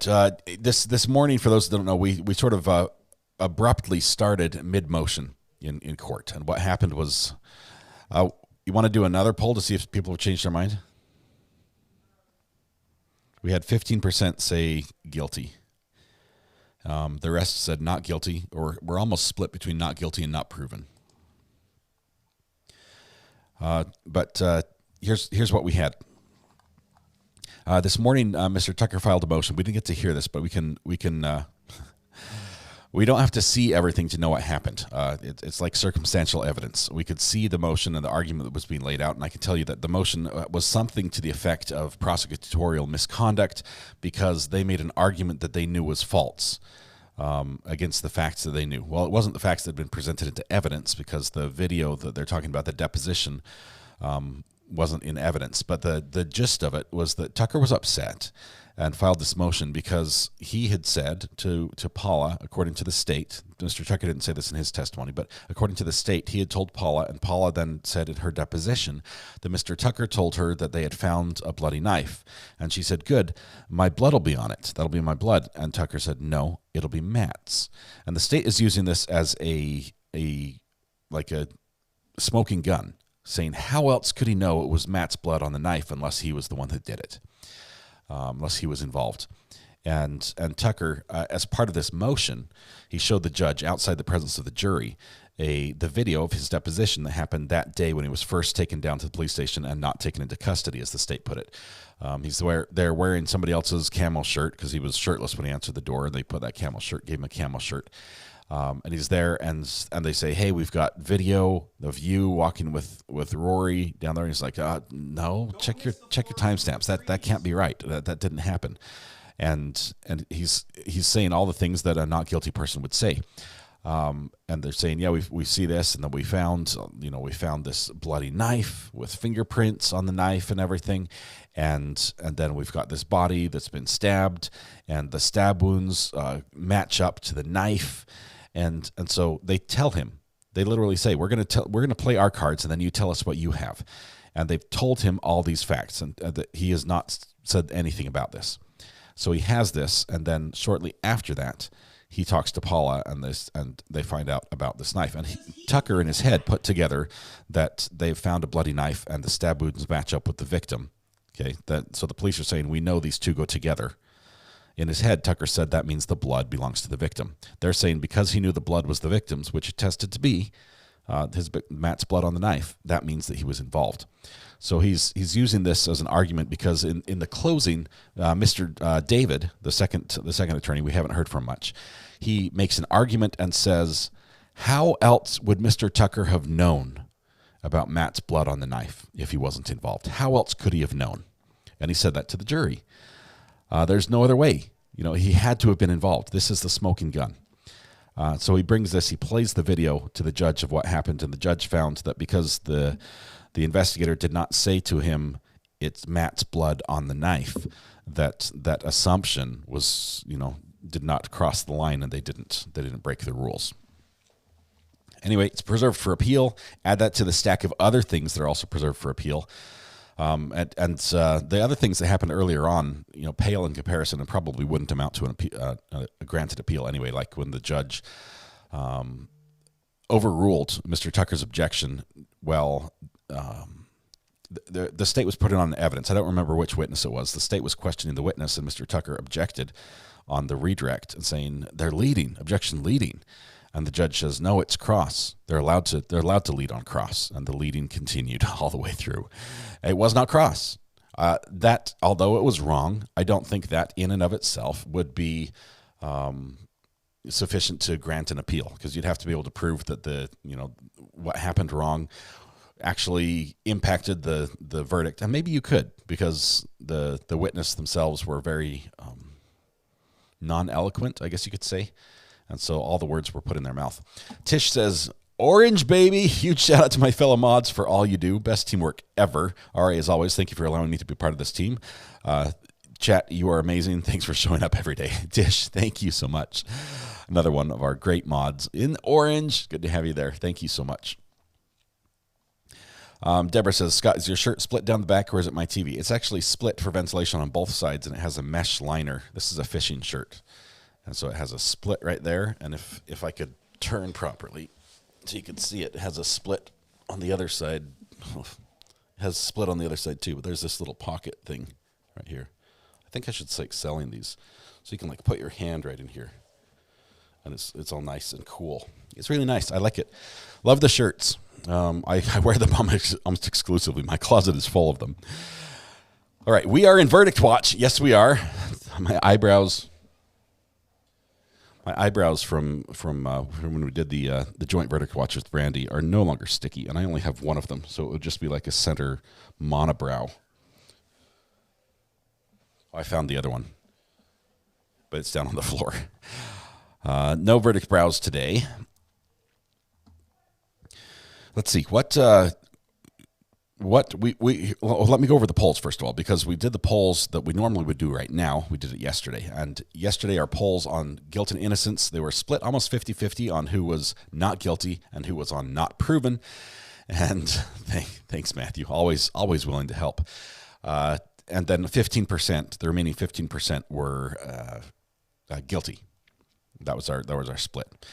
If you look at some of the other big channels that do polls, they were running about 56% in favor of guilt. So we're definitely not in line with them. Once again, we were we were on the winning side last time. I'm not sure if they'll be on the winning side this time, but it seems like the majority of us are leaning not guilty. There are some who are adamant that the Mr. Tucker is guilty, and that is fine. We appreciate those people who do this. If they were on the jury, I would encourage them to vote that way as well, if that is their belief. Even if I were on the jury, voting the other way as well. Gorilla Glue is great. You guys are just full of great advice. Sharpie, Super Glue, and Black Sharpie. My son's band director literally only wears Magellan fishing shirts. They're good. They're wonderful. Key West, we've had, I know they've got a name. We've had Florida juries before that just go off the rails and do something where almost everybody else in the country is like, well, this is a no-brainer. And then we come back and they leave us scratching our heads saying, I'm not sure if they watched the same trial that we did. Verdict clock did disappear. I'll put it back up here. Just one second. Super source. Box source 2 is going to be 4. There we go. Cut.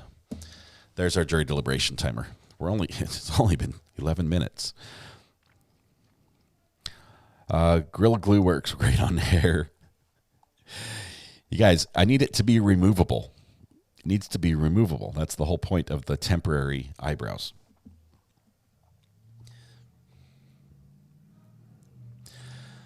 Breezy saying, Recovery Addict, to be honest, I can't say in my heart that he wasn't involved, but I 100% believe the state did not prove it. But I'm 100% the state did not prove it. I think there will be at least one holdout, says Butterfly Dana. If there's a holdout, those are the deliberations that take a long time. A long time. And a holdout can go either way. The state hasn't proven their case, so not guilty.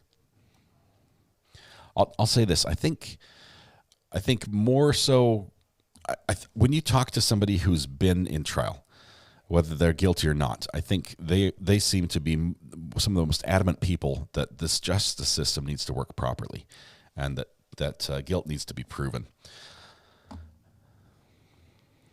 False eyelash glue, is that a thing? Bog Frog, we voted yesterday. We could vote again and see if the numbers are the same. If everyone's interested in doing that, let me put together a quick poll for you. We're going to do, I'll tell you, the other poll we did yesterday was guilt and innocence, or sorry, not guilt and innocence, but we did a jury deliberation timer. A few of us thought it would be less than an hour. I was not in that category. Most, I think, were in the 1 to 3 hour range. A small percentage were in the 3 to 6, and very few involved sleeping overnight on their verdict. So most of us think it's the same day. The judge practically told them that they should fill it out with today's date, which is the day you reach your verdict. So I think he wants this over quickly. Are you going to integrate judge sounds into your commentary? Do we need horsey sounds like a yodeling pickle? Does anyone know how to make one of those little toys where you can upload your own sounds to them? That would be fun. It's a little portable sound machine. Yes on the vote again. Okay, let's put that out to you one more time. Now that we've all sat through it and rehashed everything. Somebody just sent me a video of roaches fighting. I don't know who won. I don't know who won.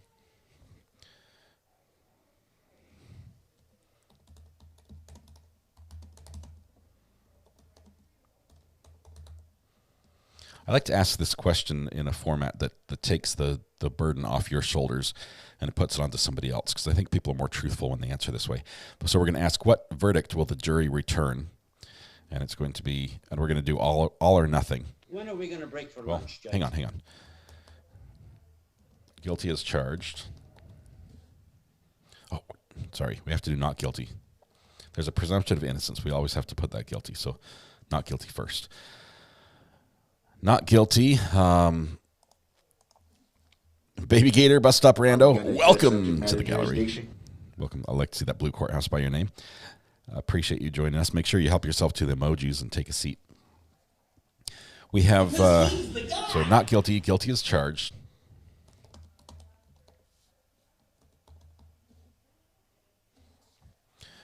You guys are distracting me from my typing. Oksana, Luke, gifted 5 Recovery Addict memberships. Thank you very much, Oksana. Generosity, tons of generosity today. We've had like 30 or 40 new memberships gifted out this morning. Hopefully you've got that setting turned on so you can receive them if you are inclined. Is that correct? Someone with more experience.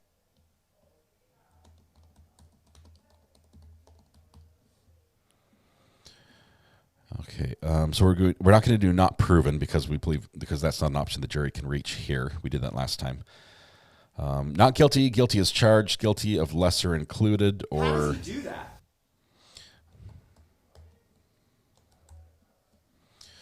I'm gonna start a fire for this one. Squirrel. Option number 4 just says juror nullification. If you know, you know, right? So here's our question: what verdict will the jury return? Scratch all that. Oh, that was terrible. Question number answer 1 is not guilty. 2 is guilty as Somebody charged. just sent me a video of roaches fighting. Mm-hmm. I don't know who won. 3 is guilty of lesser included, and 4 is juror nullification. So we'll let that spin there just for a little bit. We've got about 3,000 be out there. We've only got about 500 votes in, so make sure you get your vote matters. It really does matter. Consent to that name. Thank you, Mr. Brooks. We're up to 600 votes now. I'm not a cat. Vote early, vote often. That's what they say, right? No. Just vote one time. Yo Mama says 9 months, was lurking for months before. Loved this channel. Yo Mama, thank you. It's wonderful to have you here. 9 months. A couple more months till you get that orange courthouse. I appreciate that. So the vote is active right now. Get in while you can. I'm going to unpin the message because the jury instructions are over. We are now in verdict watch. Can anybody type just verdict watch? I'll allow this in all caps. Just verdict watch, and I'll pin that one. And then, oh, there we go. Samantha did a better job. She made it all professional. Look at this. Pin message. Sorry. She beat me to it, so we have a pinned message for what's happening. I was going to, Steve N., you would have won. You were the first person that just typed verdict watch in all caps. Now you don't need to type verdict watch in all caps. But right now, what's going to happen now is as we go through this, and 5 minutes from now, somebody's going to type verdict watch in all caps, and that will be indication to you that they are delayed. They're behind. That they're not watching the live. Let's see. Actually, I was lurking on eBay whilst watching you. Did you accidentally bid instead of comment? That would have been bad. I haven't bought anything on eBay in ages. I think it's been like six or 7 years since I've purchased something on eBay. I fully switched to Amazon. I'm not a camel. Which is a lover of small business is traitorous.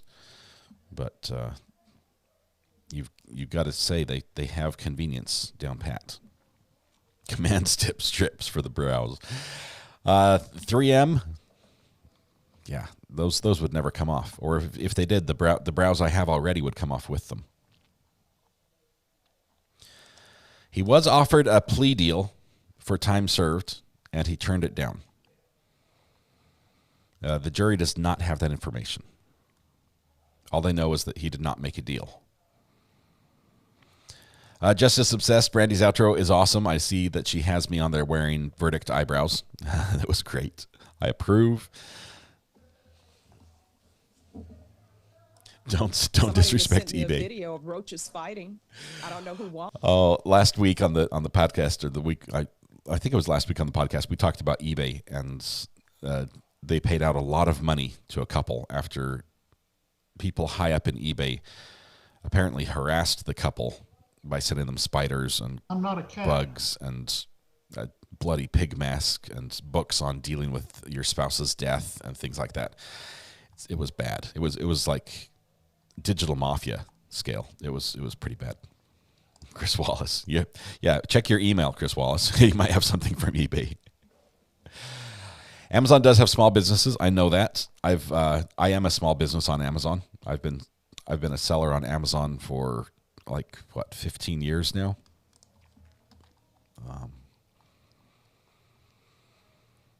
Sore Throat says, member for 9 months. Still hanging with Mr. R.A. Thank you, Sore Throat. Appreciate that.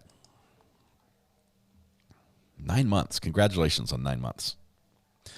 Nullification is when the law calls for one result, but the jury votes for a different result.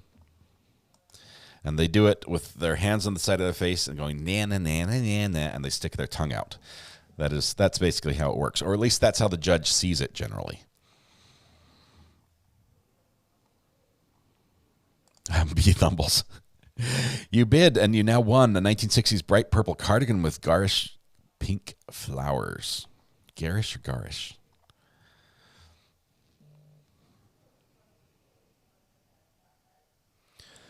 All right.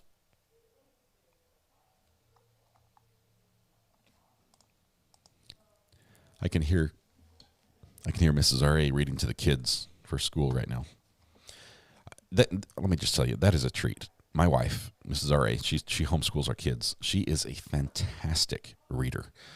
And so she'll read books, and she could make the most boring textbook just spring to life with her voice. I do that a lot. And so I credit her and her ability to read with inflection and power and understanding and clarity with my kids' love of reading, because they want to read like she reads. I think hung jury, and for the prosecution, and the prosecution doesn't try it again. Marissa, this is funny because we've heard from the prosecution earlier in this trial. They said to the judge, Your Honor, I think this is one of those cases where you just get one shot at it. That's what the prosecution said. This is going to be a one and done. If we don't get it, it's this was our chance. Squirrel. So I think you're right. I think that also goes to show that they don't have much faith in their evidence. I wish Mrs. R.A. read the jury instructions. Alex stole it as well. Vicky, she's actually read audiobooks. She's recorded audiobooks for people. That's some of the gear I have is her gear for audiobooks. But the microphone they use, oh my goodness, it's way too sensitive for me. You would hear every mouse click as if it was like in your head. Like every time I drop something on the desk, it would be deafening, because they use a condenser mic for that in a very quiet room with all the soundproofing and everything. And I use a dynamic mic so that I can pretty much just move 2 inches away and you not hear me. More experience. Wallflower, the poll's still up. We're about to close it. Let me tell you where we're at. We've had 1,236 votes, 237, a couple more, 238. They're still dribbling in here. The poll is, what verdict will the jury return? The options are not guilty, guilty as charged, guilty of lesser included, or just juror nullification, which technically I should add to the not guilty column, because I think the end result is the same. Let's see. De facto Don says, bothers me that he didn't say he wasn't there and didn't do it, but not guilty due to a huge reasonable doubt. Thanks, R.A. De facto Don, thank you very much. I am with you on that. I feel similarly as far as the state's case. There are just too many holes. And the problem is, I don't see the circumstantial evidence. I don't see anything. They have a lot of this could have happened and this could have happened, but there's no cards to lean on each other even to build a house of cards. They're just saying, if we had something, we could build a house of cards here. Thus, reach your verdict. They have one piece of evidence, and it's I would say the least credible evidence, which is from a witness who his lifestyle can cause some jurors to question the credibility. Because of the choice of drug use and everything else. He stands to gain a ton because he basically gets to walk free if somebody else takes his place in prison, and there was nothing else. It was just his story, and then they build the box for it. So jury nullification in this case would mean a guilty verdict. AK, are you like doing the whole Inception thing on it, like reversing it, saying that the jury doesn't like the law, and the law says that you should acquit based on? Is that what you're doing to me? You should acquit based on it's not beyond reasonable doubt. Thus, if they acquit, it's juror nullification of that law. What is my business on Amazon? Well, True Crime Ranch, that's none of your business. No, just kidding. No, my business is. I thought that was funny. I'm sorry if I offended you. My business is. I bought and sold books, used books. So this is it was called retail arbitrage, and I would go. This is something you can do. If this works for just about anybody. You find a bookstore that accepts donations. Typically, if it's or you find a thrift shop that accepts donations, usually in an area where there's a college town, where there's college students. You know, if you're in a big city where there's colleges and lots of students coming through there, that helps.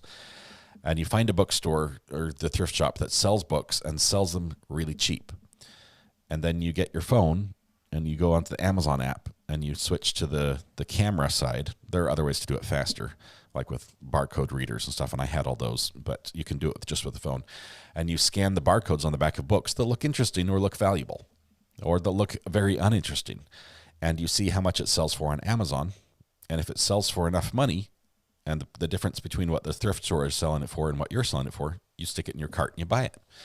And so I would buy books for $1, $1.50, $2, $3, $4, and I'd turn around and sell them for $70, $80, $90, $120. Mostly textbooks and self-help books and things like that. But oftentimes collector's items would come through and I'd pick them up for almost nothing and then sell them on Amazon. And I'd always sell them and be cheaper than any other seller. And that was my MO. Modus operandi. All right. Marissa, I think hung jury and the prosecution doesn't try it again, says Marissa. That's where we're going. Do you know how long Ty served before he was offered a plea deal? I think he was in for like 2 years or something. He was in for a while. I don't know exactly how many years, but it was substantial. Tisha, can Mrs. Ari read to us, please? It's difficult to do on a live stream because most books are copyrighted. You have to find something that's out of copyright, which puts you back in the old days. If the lawyers lose this case, it will be humiliating for them. I think that if the lawyers lose this case, they have to sign over their law license to Mr. Tucker.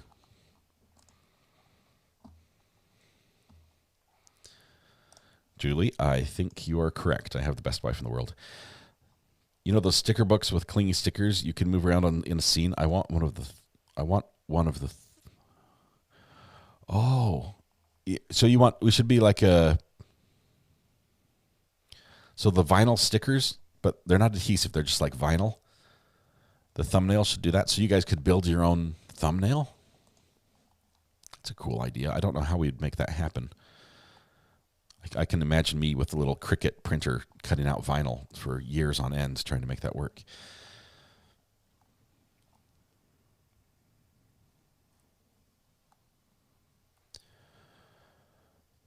Thank you, Kidda. I appreciate that. Why would the prosecutors say that? Lauren, I'm not sure which one you're talking about. Are you talking about why they would tell the jury? How else would he know? They're trying to present an argument using the evidence presented at trial, and they try to put that together in a way that best fits their narrative. And so in the closing arguments, they make that argument. Well, the evidence at trial did not include what he was told by the police. So if you only look at the evidence, it tells a little bit different story than what actually happened.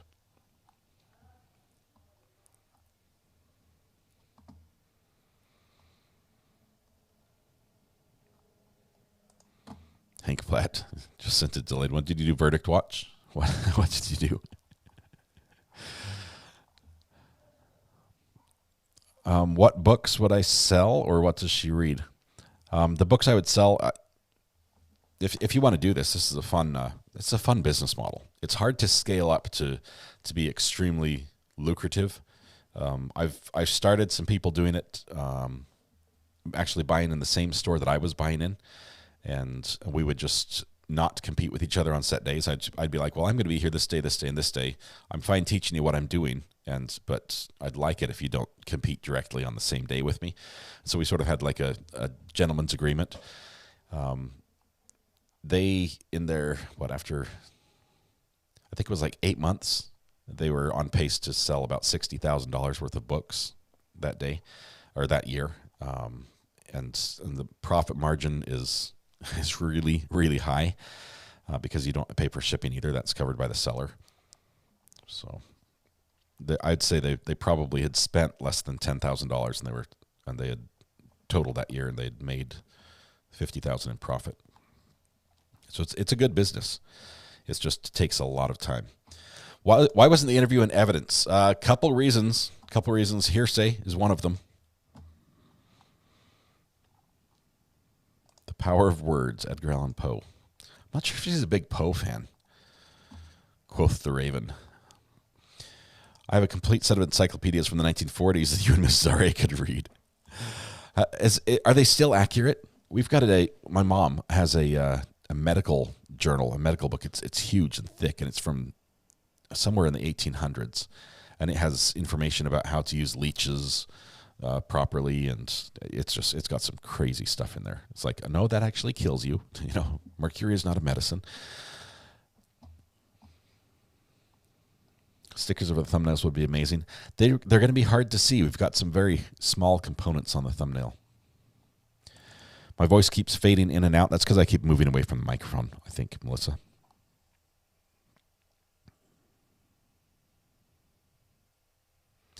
Tammy says, why let a murderer off and back on the street? It doesn't make sense. Couple questions. I'm going to infer from your question you think that our defendant is guilty, and so you're referring to the defendant as the murderer, or you're talking about Travis. Either one. Why let them off? Was the same knife used on both victims? We don't know. All we know about the one that was used on Paula was that it was sharp. She thought it was she described it as a big knife.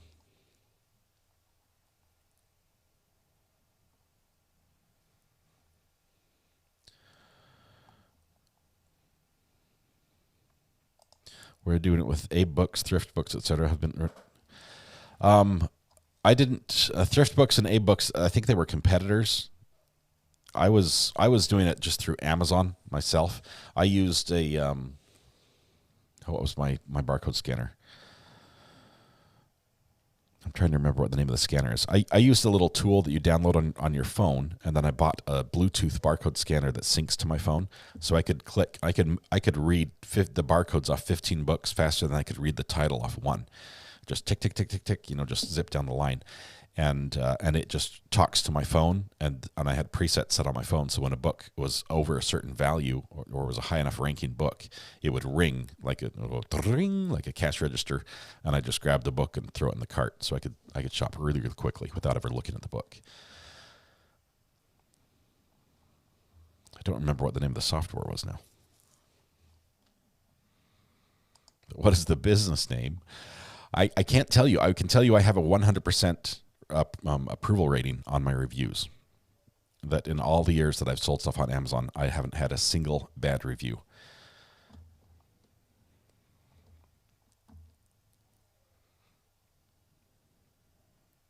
Travis is self-admitted in this crime and yes, allowed back on the street to potentially get away with again. Says Alex stole it. You're saying he admitted? I haven't seen anywhere where he admitted to this crime. Okay, the poll, we're going to close the poll. We've had 1,567 votes, or 68 roughly. We're going to end this up right now. Forgot that it was still running. We've got not guilty 72%, guilty of lesser included 16%, guilty as charged 7%, and juror nullification is 3%, which technically we could route back around to the not guilty, I believe. So 75% not guilty. The number's gone up. It's not a QR reader. It's a laser barcode reader. It's a little tiny pocket reader. You just click it, and it scans a little red line laser, and it reads a ISBN, the little barcode on the back of your books. Don't tell us your rating may be in jeopardy. It might be. That's why I'm not telling you what it is. Buyer pays the shipping costs because Amazon charges the buyer for the books. They pay $3.99 for shipping. Some large books, I would have to pay some of the shipping costs, but I would only buy them if there was a huge profit margin. So if I had to cover some of the shipping, it was covered in that. I got all my shipping materials for free from the post office, like all my expedited stuff for free, and then you just get padded envelopes from like Sam's Club for the rest, and they're dirt cheap. Let's see. Gail Pet, I will re-ask my earlier question. I have a vintage store on Etsy and eBay, currently on vacation mode. Does Amazon have a niche for vintage? Anybody know? Amazon is not good for vintage. Amazon is good for Somebody commodity. just sent me a video of bulk. roaches fighting. I don't know who won. Something where you're competing with, 100 other people who have the exact same thing. They're not good on unique and different. I think RA is mixing up Ty and Travis on that answer. So easy to do. I've mixed them up as well throughout this trial. Is the ISBN number. That's the barcode. Okay. You're talking about stuff that is not relevant. Be Kind Tiger is asking Matthew Harris Law. If Ty is found not guilty, can Travis go back to prison, or is the plea deal a fait accompli? So if I don't believe it's in the deal that they have to find the person he rats out to be guilty to get it. As long as he cooperates and does his part, I think he gets the benefit. So they both could be free. Does Amazon charge a fee to sell? Yes, yes and no. If you don't pay the monthly fee, which I believe is about $40 per month to sell, then they add a per sale charge on the items you sell, which after about 40 items, it would have been better to pay the other fee. So yes and no, but that's covered in the margins. Ivan is on the phone. Here we go. Ivan, how are you doing, my friend? 36:50 is your start time. Can't believe we haven't gotten any calls yet. First of all, I just wanted to apologize for the little advertisement debacle yesterday. It's all cool. Water under the bridge. Amen. And so, that's different than whiskey in the jar, by the way. Water under the bridge, whiskey in the jar, completely separate. You said it, not me. And so, what's your gut telling you? I keep getting surprised by the judge because I think the last motion that Tucker made was a very good one. I think it was sound. I think it was put together by the attorneys that are consulting with him, and I think it should have had a little more scrutiny than the judge gave it, at least. I wish he would have articulated it better. I feel like he sort of I think he thought for sure he was going to win it, and then when the judge started off in a foul mood. I mean, he gave the horse side within 3 minutes. I mean, he's back to his grumpy self. The articulating the motion correctly. The judge was asking. He's like, "So what are you asking?" He wasn't asking for relief. The way you ask a motion, you make an objection, say, "Hey, here's my objection. Here's my reason. This is the relief I'm seeking." And he was like, "What do you want?" And he doesn't want to, sit there and say, spell out this portion. What's the relief? What do you think is appropriate? He was asking for the motion to be made more professionally, and he wasn't getting it. And Tucker wasn't saying it right. But in the end, when the judge said, "So what you're saying is," and he sort of wrapped it all together for him, then Tucker could just say yes. So the judge asked the leading question. Well, Tucker said yes. Then he treated it right, but I thought he just dismissed it without the time it took. Yeah. I thought he should have given it more consideration, maybe taken some time to deliberate about it. I like how the DA said, this is, we're talking about nothing, so you need to decide on nothing. The only person less articulate than Tucker has been the DA, for crying out loud. But I think that when somebody asked why would the DA say that, I think what they were referring to is, why would the DA say we only get one shot at this? Isn't that a strange thing for the DA to admit in court? Yes. I don't think I've ever heard that before. My bosses aren't going to let us try this one again. We barely squeaked this one through, you guys. If we can't get a conviction here, we're done. That's what I heard. Right. What a very, it's almost like saying we shouldn't have done this to begin with. And I think offering, if you really believe a guy committed a murder and a robbery in the commission of the crime, the fact that they offered him time served after 2 years is very telling. Because, we're talking about somebody's life here. And so the fact that they knew off the bat that they didn't have any evidence, in my opinion. It's and I just want to give a shout out to, rest in peace to Matt, because he's been the forgotten victim in this, and he's the only person that is the victim other than, Paula, of course. Yeah. And, there's been almost no mention. It's very weird to me in a murder trial how the DA didn't even bring up the victim really at all, other than Paula, and all he did is disparage Paula.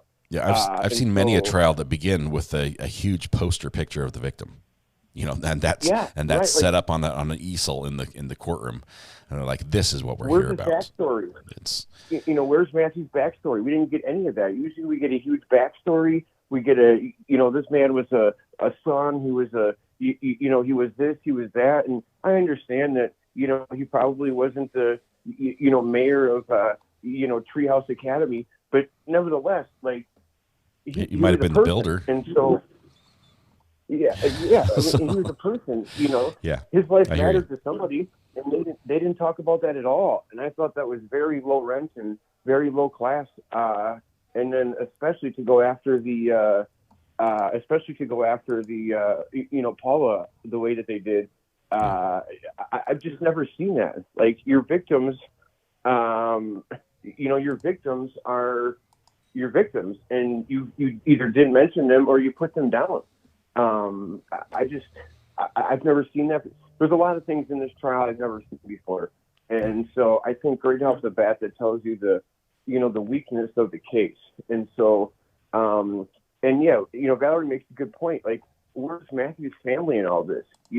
Like for something as gruesome and brutal and senseless as this murder, like I didn't see anybody in the courtroom. I didn't see any, it's just really sad, man. Like I not that any murder is good or any killing is good. Sometimes it makes sense because it's in the heat of the moment or you can see how it would happen. But this one just seems so, it's just so slimy all the way around. And the state is supposed to be the adult in the room, and they have acted completely the opposite. And shame on them for that. So. Yeah. I hear you. But that's, it's frustrating. Yeah, it's just... Yeah, they're supposed to represent the people, and so far they've just represented buffoonery. And so, anyway, I'll let you fly before I say too much. But I hope everyone has a good day, and we'll catch you soon. See you. Bye. Yes. Bye. Appreciate that, Ivan. Eric Steele says, did you use Scout IQ? I did for the books for a while, and it made some good side cash. It wasn't that one. It's another one, and it's on the tip of my tongue, but it's very similar to that. I was using it first. When I first used it, I used it with an old Touch, like an HP Palm Pilot type thing. Amber, how you doing? I'm good. What am I supposed to yell at you for? Nothing. It's like Monopoly. If you didn't catch me in the moment, it's too late. It's no longer a timely objection. You called me out before I had even made a comment in chat or in mod chat. But you didn't object in a timely manner. I did so.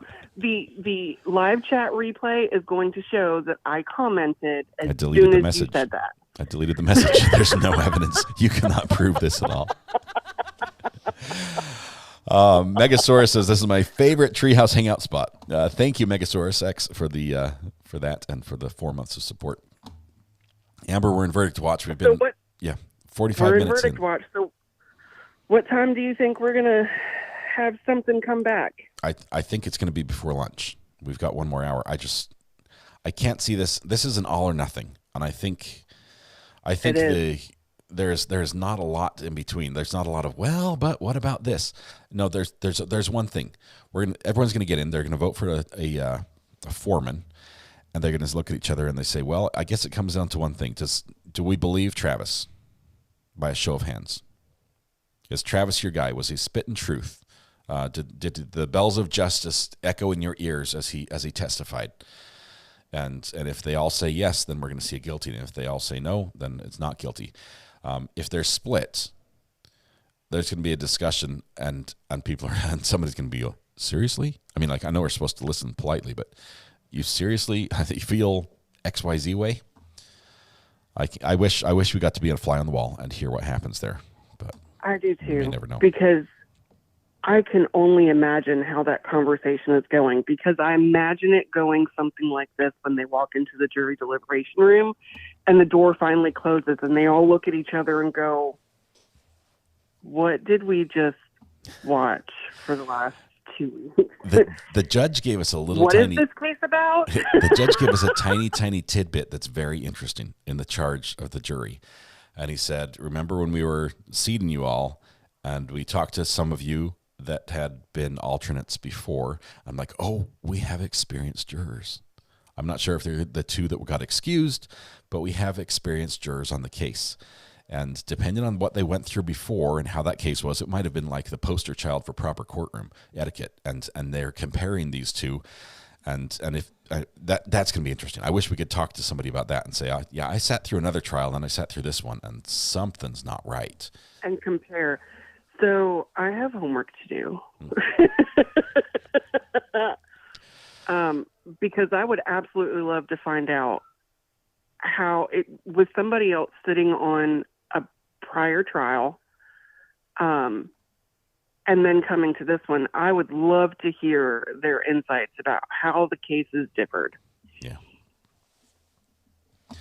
Because this is I've watched live trials for, I couldn't tell you how long. It's been a long time. And I've seen too long. A lot of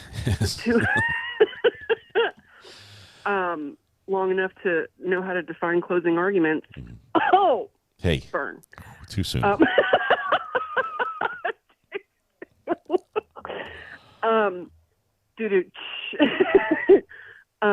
I have never seen a trial play out like this one has. Take the pro se defendant part out of it. I have never seen a trial play out like this one has. I can't think of another case. Can you? No, I've never seen a trial. Well, there are similarities between this trial and Zachary Anderson. I'll say that. I'll put that out there. I know that's going to start, all sorts of deliberations in chat, but there, as far as actual physical evidence tying somebody to a crime, I think that you can say you can draw some comparisons here. I believe in ZA's case, there is one tiny speck of evidence that tied him to somewhere he should not have been, and for me, I can't get over that. But this one, but that's the thing, though. Go ahead. This one, there's no physical evidence. You just have a questionable. I say that I believe he's questionable. I don't trust everything he said because I do believe he lied on the stand, and I believe that that he possibly could have also lied in his testimony. So I can't 100% put faith in what he's told me, even though I know some of the things that Travis says on the stand are true. I can't say, well, he said it, so that it must be true. And so that doesn't get me past a reasonable doubt, even if you may be right. He's not credible to me. Right, but comparing the two cases really isn't. It's not a fair comparison. Regardless of how you feel about the ZA case, there was one piece of forensic evidence, at least one.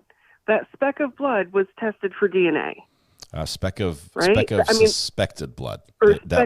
You say blood, and you'll have a crew coming at you saying it was not blood. Was not ever tested. Yeah. So you have physical forensic evidence in that case, at least. In this case, all you have is the word of somebody else who's gotten a deal and doesn't really sound really credible. And if you want to use the whole, well, he's credible and he's been honest about all of the other past indiscretions, well, you can't have your cake and eat it too. If you're going to say that you can't trust what Paula and or Tucker says because they're former addicts, well, they were addicts of some kind, and we don't know what their current state is. But so was Travis. So you can't credit one and discredit the other for the same reason. They tried to play both sides of that coin in closing. They did. As a matter of fact, they So- went a step further, and they would say some of Paula's testimony is credible and some is not. Yeah, see that. They used her on that chart. doesn't She was on the PowerPoint. She was on that right-hand side of the PowerPoint as the corroborating evidence that proves their case, which they need to have that corroboration, and there it is. And then at the same time, they have to say, but Paula is not credible because she says that 100% sure it was not Tyrone. So you can't trust her. And that's so hypocritical. Like, I just, to me, there's no comparison to the ZA case because the ZA case had at least one piece of forensic evidence. However you feel about it, there is one piece of forensic evidence that was tested and determined to be XYZ. Okay, at least one piece of forensic evidence. There is nothing in this case other than the story of somebody that was interviewed and fed a story. Yeah. In an interview room. I hear you. That's it. That's the only part of their case that supports their theory. And Ivan, I'm going to say this and mark it on the calendar, and Ivan, get your clipping button ready. Ivan was right. Shame on the prosecution, because the state is supposed to protect the people. This isn't protecting the people. You don't have a case here, but you're trying to convict somebody that you don't have evidence to show beyond any and all reasonable doubt that he did it. There's nothing here. So I don't see a comparison to ZA. I agree. I want to hear from these jurors when this is all over. I'd love to know, either way, what they were thinking, and we'll see if that happens. Apparently, at least the alternates have been outed, so we'll see. If everybody knows everybody in Key West, and they just gave two very unique names as people who might be, who were alternates, they shouldn't be too Red hard pen to. and pass the sass. Don't put that out there. Don't. No. Oh crap! No. He already saw it. Dang it! What? Ivan saw my comment. He said he needs a shirt that says Ivan was right. I would only sell one of them. They would get shipped up to the Great Lakes region. They would hang on the store in a liquor store. Hang on the wall in a liquor store. Amber, thanks so much. Always great talking to you. Appreciate Not you. a problem. We'll see. You think it's going to come in before lunch, huh? If it doesn't, I think we're going to take a break, and then we'll come back with the verdict. I've got to get ready for the Crumbly trial. We've got some things. I don't know how we're going to. I didn't think this through when I said I wanted to do this, but I don't know how we can respectfully make a thumbnail for a trial involving a school shooting. There's some things that I just think aren't right to do, so I'm not sure if we can do a build your own thumbnail situation in that case. Yeah, I'm with you, but I think we could do it respectfully, without the joking. Like with this one, we had a lot of. It was cartoony. It was almost. It was very lighthearted. Yeah, but I think if we were to do a thumbnail for the Crumley case, I think we need to do more of almost like Clue. Yeah, without I'll have to weigh that without one. the animation. I feel I would have made this mistake early on in my YouTube channel, but a year in, I'm more conscious and aware because people have alerted me to some things that I've done that have been pretty heartless and unfeeling over the year. So I'm more conscious that way. But yeah, absolutely. Alrighty, I'm going back to work. All right, thanks, Amber. Appreciate you. All right, bye. Bye. Hang on, I just got a message that might be quite serious. 1 second. Unrelated to this.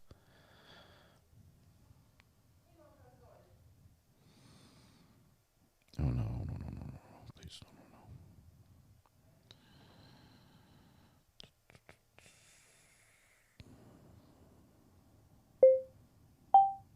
Nope, that's not it. Oh, okay.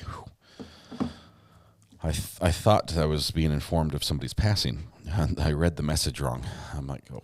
Instead, I'm told it was his birthday and that he's 94 years old this week. It's a gentleman I wrote a song about. So that was okay. Whew, I was worried there for a second. I was wondering if the jury wondered if they were on the show The Jury. A couple times we thought we were pranked on this one, Mom F3. It seemed bizarre. My deliberation timer is not working very well. I'm going to take the. You guys know what the timer is, okay? I'm going to take the counter off on the top just so it works better with our texts. We'll just have the happy 94th to Mr. Ron. Mr. Ron, as we're going to call him. Amazing gentleman. Raced chariots. We're talking like chariots of fire type thing. Raced chariots. Crazy experiences. Adam, what's the counter for? Adam, you're fired. Put in timeout. Let's see, how long should the timeout be? At least a minute. Adam's at least for a minute in timeout. Can we see the Maya counter, please? We can. The Maya counter is right here. This is the top number is how much the settlement amounted to on the judge's order. The middle number is how much interest has accrued, roughly, breaking down the daily amount into a per second rate. And the final number on the bottom is the total that they owe. So you can see that today we're gonna roll over into that $300,000 of interest. It adds up quickly, guys. It adds up quickly. This is why you pay your credit card bills on time. As Jay Hatch is finding out. You're talking about stuff that is not relevant. There we go. Needs a days past field. Ooh, I am Dave. That's a great option. I will suggest that to my son.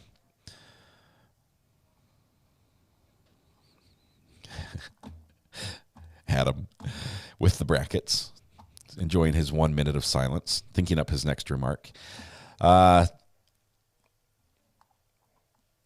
see. Humor dictates jury should be sending note asking if they're being punked. We don't know anything about the jury because they have not been asking questions. This is not a court where the jury is allowed to ask questions, unfortunately. Let's see. 20th Century Fox. All right, check out Sadie's police interview regarding Zachariah Anderson, freshly posted on MLS. I'll have to look at that. I did have some communication with Sadie afterwards and extended an offer to her to come on the channel as well, because I had interviewed Solomon and Sadie had taken some issue with some stuff that was on there. And I actually removed part of the interview at Sadie's request, which I think I made clear at the time. It was involving their daughter. And she said, as a parent, she'd ask me if I'd please remove something because it might be difficult for the daughter to see and know that was out there. And I did that. Let's see. We've got a call here. Call from Mika. Mika, how are you doing? I'm good. How are you? I'm doing well. How's Verdict Watch treating you this first hour? Good. This is an interesting case. I just started listening a couple days ago. Mm-hmm. And I was curious, when did the wife call in? Because I'd love to go back and listen to those videos. Janelle has called in, I think 3 times, twice one day and once, I'm not sure it was yesterday or the day before. But she's called in a couple times. She's been with us in chat. She's joined. She's a member on the channel that enables her to chat. She's been answering questions in chat as well. Okay. So throughout the trial, she's in and out. I think she's monitoring several different chat rooms that are talking about this. Yeah. And just been quite frankly quite open about the case and information and sharing stuff. So it's been quite insightful. Yeah, I was curious. Did you have an opinion on the case, guilt or innocence, before you spoke with her, and did that shift your opinion at all? Is it worth me going back to listen to it? My opinion, the opinion I formed early on and held throughout the trial was that I believed that he should not be his own lawyer, that he should not represent himself. I struggle getting past that. And I realized Janelle's explained that I understand her reasoning. I understand why he made that choice. And I can see that. But at the same time, I still think that that was a bad call. I would say that if there was a redo and I got to decide how it happened, or if I was the person making the choice, I would say I need a lawyer If I was in his place, I'd say I need a lawyer for this. It's just, there's so much, it's such a complicated process and so many moving parts and pieces going on at the same time that I'd recommend that. I've got a buffer sound here. I see what we've got. Let's see what did I miss. Janelle, I'm mixed. I'm saying Janelle. I'm saying Lauren Janai. Sorry, I said Janelle. It's Lauren Janai. Oh, thank Lauren you, Janai. Lauren Janai. I apologize. Is his wife? Okay. In my head, I've just merged the two words. I definitely say I'd go back and listen. This is a phenomenal case. Okay. As far as I'll say, I mean, I'll be the first to admit that this is the best pro se defendant I've ever watched in court. I've never watched one be able to do some of the things he's done, especially, even though he's running up against roadblocks where his limited knowledge presented challenges for him that ended up, negating things that he thought were options. His ability to then stop and pivot and move on and continue and be in the moment and proceed was phenomenal. It's amazing what he was able to do that way.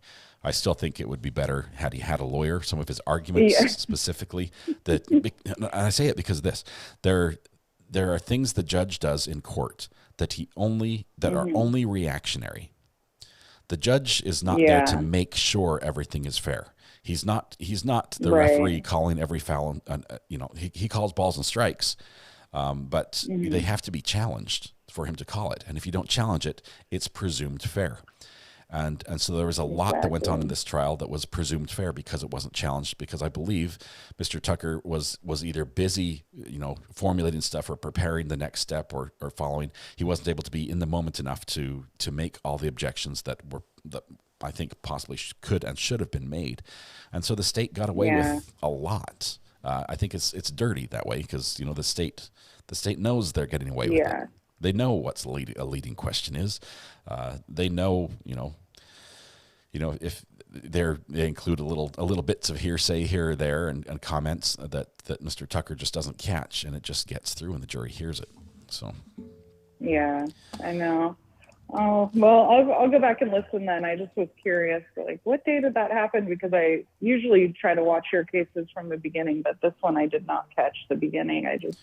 I highly recommend it. Days ago. I highly recommend this one. Okay. If nothing else, I think this case and what's going on here needs attention, and that's why Mr. Tucker is going pro se. I mean, this is I wouldn't say the only reason, but it's a major reason, according to Lauren, his wife, that this would bring eyeballs. That this would bring people from outside the area to view this and scrutinize the situation. So I would recommend that. Okay, awesome. Thank you. Have a great problem. day. Thank you. Bye. Bye. Way back a while ago, I got a super chat from AB801 saying that he worked with people before doing this, doing the book selling stuff. If you want to do that, oh my goodness, library book sales are a gold mine. Library book sales, you're buying books for 25 cents or $1, and they can be worth a fortune. And the key to this is speed. The key is early access. I know, believe it or not, just greasing the wheels and knowing the librarian, it's cheating, but getting in early to scan the books before anyone else gets there, you can cherry pick and make a killing. I've also done things where I've gone to the library and said, look, how much do you make on a library sale? Total. And they've told me, and I said, if I pay you double that, can I have all the books? That's profitable. Becky Bubbles. Becky Bubbles. Accept, press. Becky, how are you doing? This is RA. Good morning. I'm not too bad. How are you today? I'm doing great. What part of the UK are you calling from? I'm calling from the northeast. Northeast, all right. So near Newcastle. All right. Yeah. What's on your mind? It's a bit off topic, but I wanted to thank you. Over the last, year or so, I've been watching your channel as a regular thing. Oh, sorry, I just turned my TV volume on there. You heard yourself. And you're famous. I'm actually, I hate my own voice, but I've been going through cancer treatment recently, and I've had to get into a bit of a routine to keep myself mentally fit, and you're part of that routine. And I just wanted to say thank you at the end of the trial for helping me through the last few weeks. Becky, I'm glad we could help. I'm sorry you're going through that. Oh, it's okay. I had radiotherapy this week, and I'm feeling a bit on the rough side. So it's been nice having a bit of consistency. Becky, our thoughts and prayers are with you. Thanks for being part of the community. This is a fun community to be here. Great, it really great is. people. I enjoy watching. I feel like I've got friends. Some of them I see their faces on the profile, and others I just imagine what they look like. Ayden completely had no clue he looked like that. The mullet threw me off. My cat's always on my profile. Nobody ever gets to see what I look like, especially with me being bald. So. Yeah, no, it's great. I'm glad I just wanted to thank you. We can take a difficult thing and make it a little bit better, and hopefully we can continue to do that, and hopefully this is all successful and good health from here on out.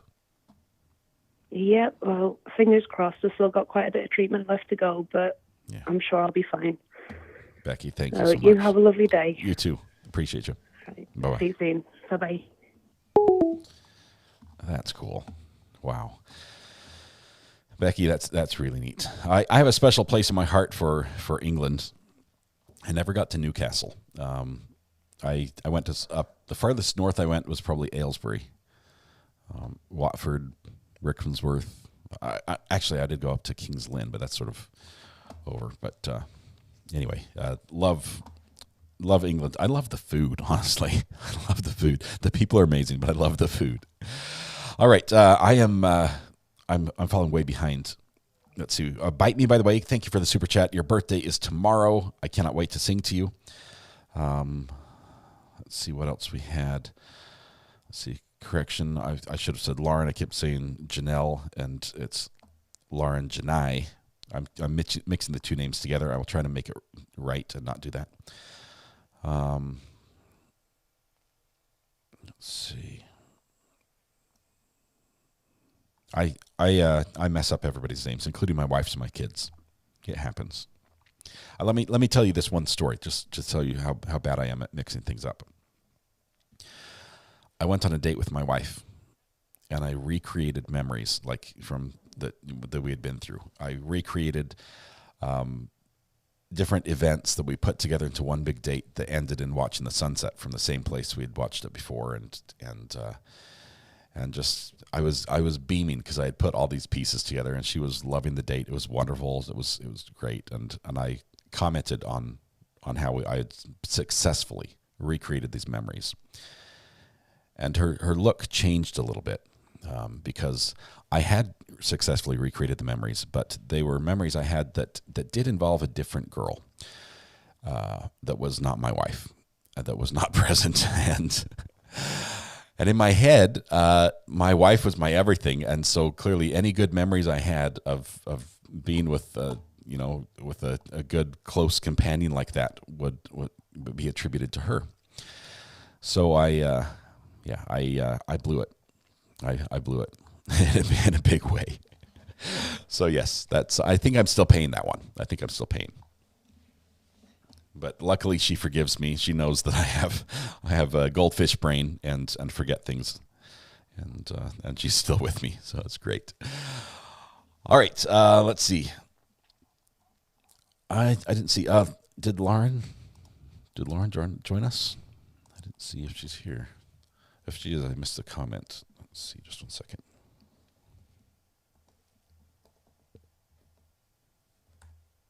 Oh, she is. Wonderful. Welcome, Lauren. I apologize for getting your name wrong. I kept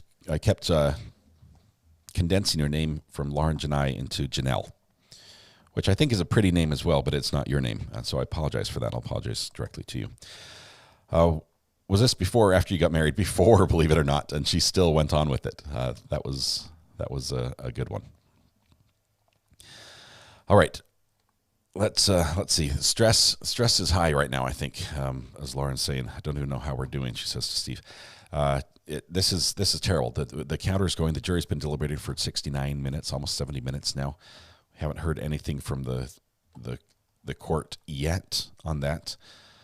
I am hopeful. I will say on this one, I am hopeful that we see an acquittal here. And if there's an acquittal, one of the first things I'm going to want to do is to reach out to Ty after this is over, and talk to him, because I think he has a lot to say, and I think that would be the right time for him to be able to speak a lot more freely about what's happened, and I would feel better about at that point being able to just openly talk with him once the legal process has concluded. So we're hoping that is something that can happen. Let's see.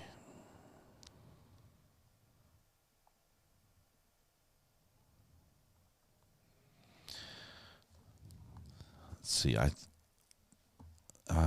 see. Crumbly trial is already off to a unique start. We're going to catch up on Crumbly. We're not going to watch this yet. We're going to stick with this trial through the end. We like to do that, and once that's over, we would start a different feed, and we would play catch up on the Crumbly trial, which is going to be a long one, guys. The Crumbly trial is not an easy trial. It also is a trial we're interested in because it is unique. As you know, I like to watch in trials that have things that are different than what we normally see. And that trial is unique because of the type of charge that is being raised against the defendant, where the parents are, in a way, being charged for the actions of the child, or at least their role in that. And there's some crossover there, and it's unique enough that it went all the way up to the Supreme Court there in the state to see if it could go forward. Let's see.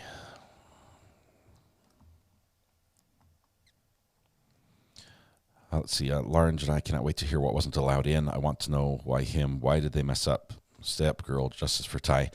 Thank you, Yoko Kurama. Appreciate the kind thoughts sent her way. This must be incredibly stressful right now. Parents absolutely need to be held accountable in my opinion, says Valerie. I believe that in this trial, I say this trial, and when we talk about the Crumbly trial, there are some things that directly tied the parents to the actions of the son. There are some points, some information they knew that they had, and they made arguments, or they made decisions that I think were very poor, that they could be held liable for. But as a whole, I think this type of case is the exception more than the norm. And I would be worried if this became the norm, and anytime your kid did anything, you can get thrown in jail. That's a very slippery slope. Why would it not be the same if my kid is supposed to be in school and he slips out, and then the teacher doesn't catch him and he goes and commits a crime? Legally, isn't he in custody of the school at that time, assuming he went to a public school? Why would they not be held accountable if that happens? I mean, anyway. We're going to do breakdowns of the Crumbly case as it happens, when it starts, or when we start with it. I realize it will be very emotional because of the facts of the case. This is difficult. I'm sure they're going to go into, to some degree, the crime that the son committed, and it was a school shooting, and that's going to be terrible. It's going to be a lot of stuff there. Let's just see who's on the phone. Call from Melissa P. Melissa P. Good to talk to you again. How are you doing? Hey, RA. Happy Thursday to you and everyone. Happy Friday Eve. I just had to call in and say real quick, because I know everyone's been talking about this trial. I had a friend that lived in the Keys. He passed away in 2015, but when he lived there, he was constantly being arrested. He would tell me stories about how there was really rich or really poor people. Sorry, that's sound effects. Just ignore them. No, I love that one.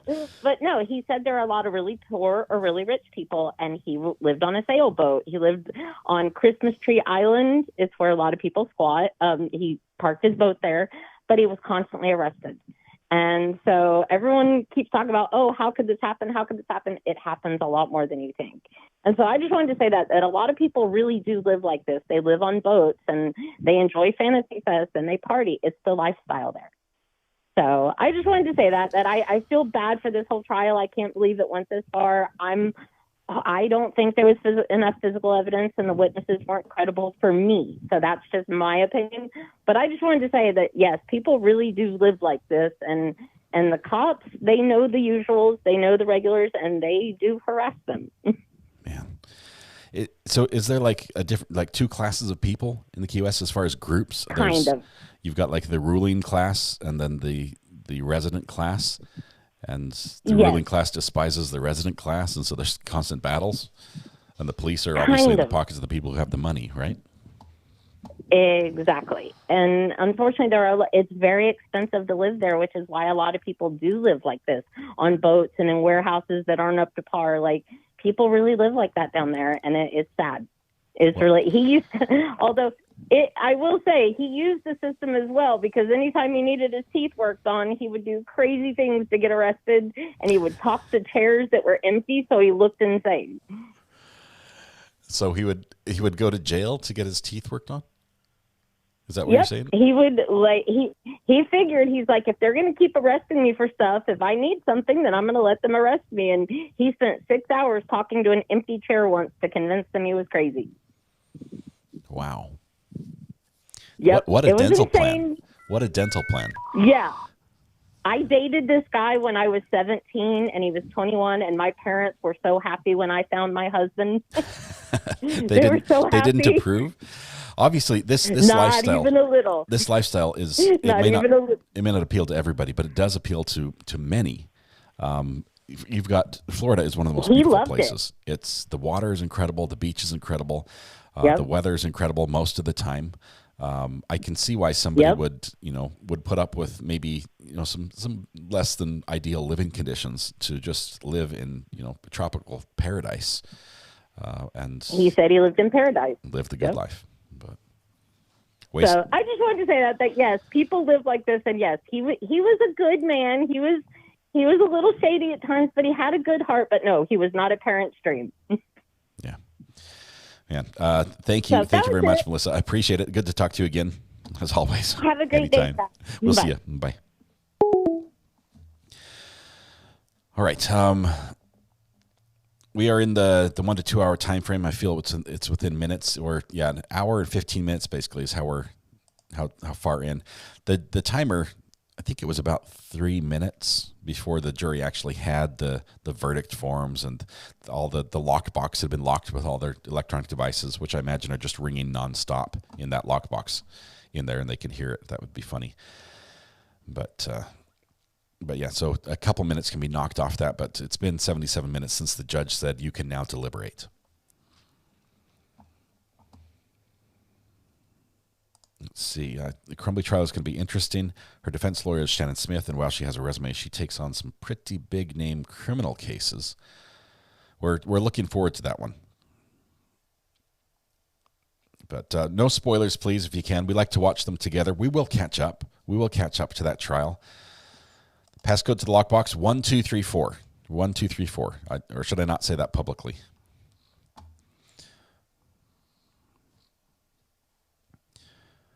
Once this verdict comes in, we'll first of all, we may take a lunch here soon, and come back with a verdict. Before we start the Crumbly trial, we will definitely do a new restart, because I don't want to have two different cases on the same video, because people who are trying to watch all of something, they get lost and can't figure out where the tail end of one is the start of another.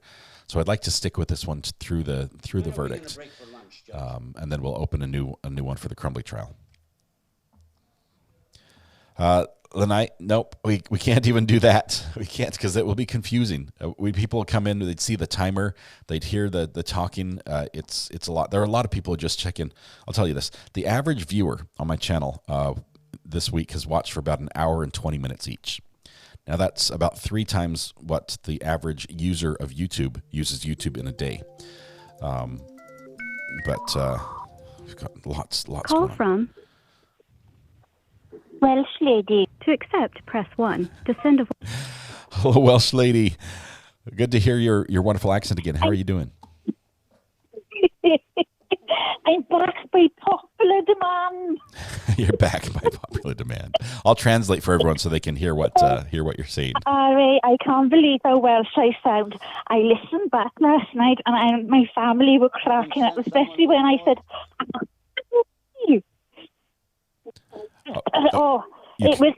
It was funny. You're cutting out a little bit. We're not hearing. You said especially when I said, and then it cut out. Oh, I'm sorry. Especially when I said absolutely. Like, I thought I sounded extraordinarily Welsh then. I can say for all of chat that you sound extraordinarily Welsh all the time. So we can hear it in your voice. Now you can blame Greeners for this now. Greeners, are you listening? Because I said to you, I can't afford this. But I did this for Greeners and for Melissa P and Cachette and Flora 77. They're all so kind. Everybody, and Reverend Breezy. I called him Reverend Breezy earlier. I think I might have offended him, but I sent him a zebra. So, but just everyone, just thank you for your kindness. I'm not going to take up your time. Thank you, today, Welsh lady. Scott, I'm going to go and just say thank you for just having such a wonderful chat, wonderful mods, and just a great community here that we can all participate in. Thank you, my lovely. I shall see you. I'm off now for my cup of tea. All right. Go have a cup of tea. We'll see you. Ta-ta. Take care. Take care. Bye-bye, everyone. Bye. Bye. Okay, here's what I commit. I'm going to get a international number available, for people who are international. I hate that it costs a lot of money, and it does. The phone system calling internationally it's ridiculously expensive. A call like that would be along the lines of a fairly sizable super chat. So I'm going to do something to make it so that people from South Africa and Wales and England and all the other wonderful countries, Australia, can call and not have to incur those charges. So I'll set up a second international burner phone for that. All right. The only challenge I have with that is it would then be I would have two burner phones and they would be competing with each other.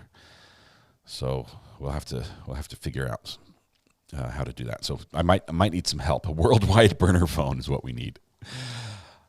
If you make a Discord voice channel, it's free. Matthias, I struggle with Discord. I love As the Gavel Drops. I use it regularly. It's amazing. I'm just not that organized, and I don't think I could stay on top of it. And I wouldn't want people to be part of that without. I wouldn't want to put that burden on the moderators. I realize it would probably be a different group of moderators. But we'll see. Scotland too, yes. Is there an app that could be used? Yes, there's an app we can use. The only problem is it's a separate app from my current burner phone app, and because of that, we would have competing phones. Like I would have 3 different ways to reach the same phone, and so the audio interruptions during a phone call would be quite a bit. So I'd have to figure out how to do it. I might have to run them through my computer, take the international calls through my computer or something. I need a switchboard, DMB. That's what I need. I need more equipment, more cables, more equipment. This is always the answer. Could you forward the calls to the current burner? It would be WhatsApp forwarded to Google Voice. I might be able to do that. That might work, Dandy. That might be the fix. You are the genius in the room. I'll look into that. We are in deliberation, Margie. Here's the jury deliberation timer is currently sitting at 83 minutes. I'm monitoring court as well, so we can watch and see what's happening. I don't see any action yet, but when there is something that happens, we'll do that. You can use WhatsApp. WhatsApp is fairly common internationally.